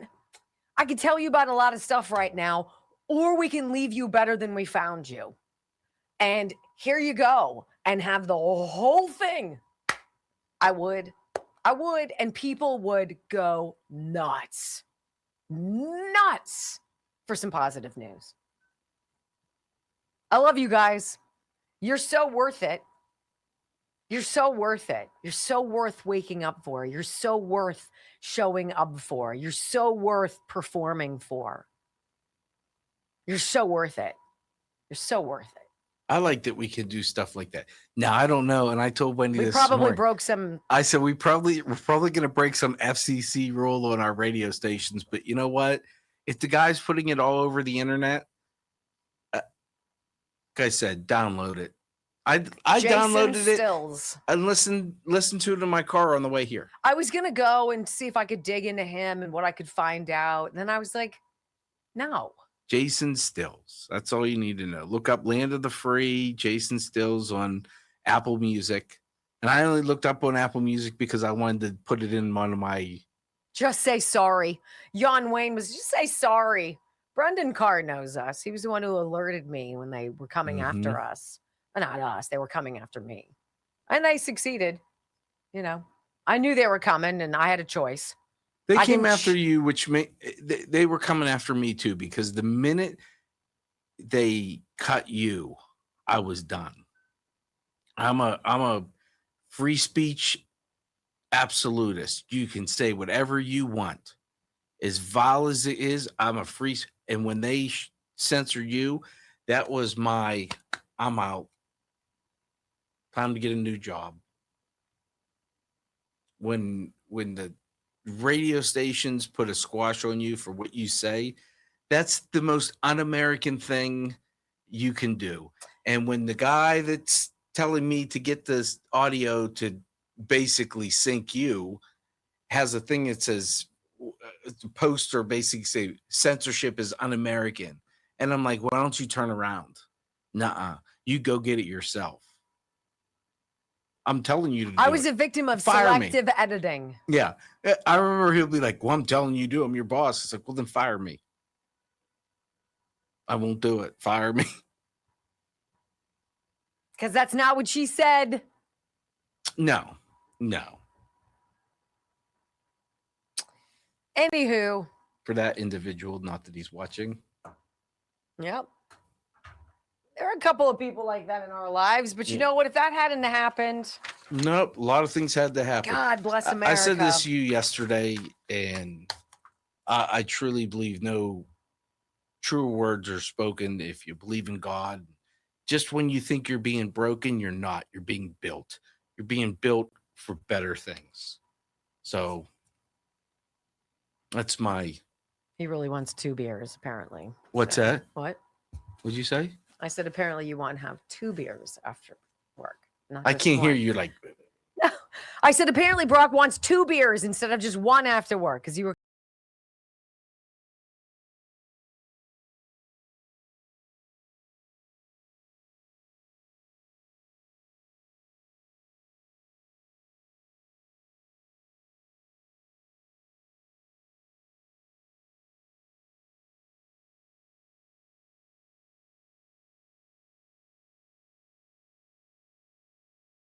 The Wendy Bell radio program. You know, something really cool happened yesterday in North Dakota.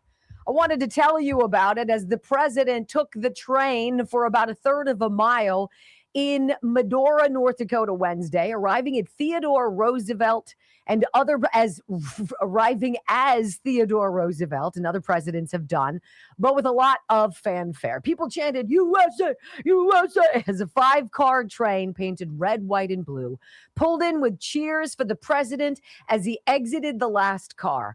Horseback riders portraying Theodore Roosevelt's Rough Riders waited to escort Trump's motorcade to a private tour of the Theodore Roosevelt Presidential Library before he was scheduled to speak to a crowd gathered at the Burning Hills Amphitheater. There were no cheering crowds in 1883 when the newly born town of Medora had 3 men who would occupy the White House visit in the same week, according to William Hansard, public historian at the Theodore Roosevelt Center at Dickinson State University. Each man, he said, arrived on different trains and came to town for different reasons. And he goes on to talk about Roosevelt, It is a beautiful tradition and something that the president got to experience for the first time. These Rough Riders escorting the presidential entourage. Fox News does about 52 seconds on it, and I think you're going to appreciate if you're watching. This is a beautiful thing as the Beast, the president in the Beast, the presidential limo and his motorcade of 8 limos and what have you are being escorted by these Rough Riders who are just fantastic. Watch. There he is. So this is just an extraordinary scene, and they could not have a more gorgeous day for this. I know it's really hot back east. It's about 84 degrees out here, sunny, not terribly humid. It's just a gorgeous day, and I would expect, knowing what we know about President Trump, he is going to absolutely love everything he's seeing on this. I don't know when the last time he was on a train was. I'm guessing it was a really long time ago, but I know that Secretary Burgum, I spoke with him about this trip, and he said, you know, that every president who has entered Medora, and President Trump is the 4th, has entered it exactly this way, on the train that comes into the valley below. And that is what TR did when he left, and David Spunt just described the circumstances that brought him seeking solace and adventure and just living in the middle of nowhere. He took the train. Those 3 presidents, JFK, President Grant, President Roosevelt, now President Trump, going to North Dakota and getting that escort. I want to play for you, and I'm gonna tell you what's going on for the radio. This is the president meeting the Rough Riders after they had gotten to the library. And I want you to pay attention if you're watching the live video stream. It's just beautiful to see the interaction between this president and how he touches, literally with his hands, touches and moves other human beings. It's beautiful.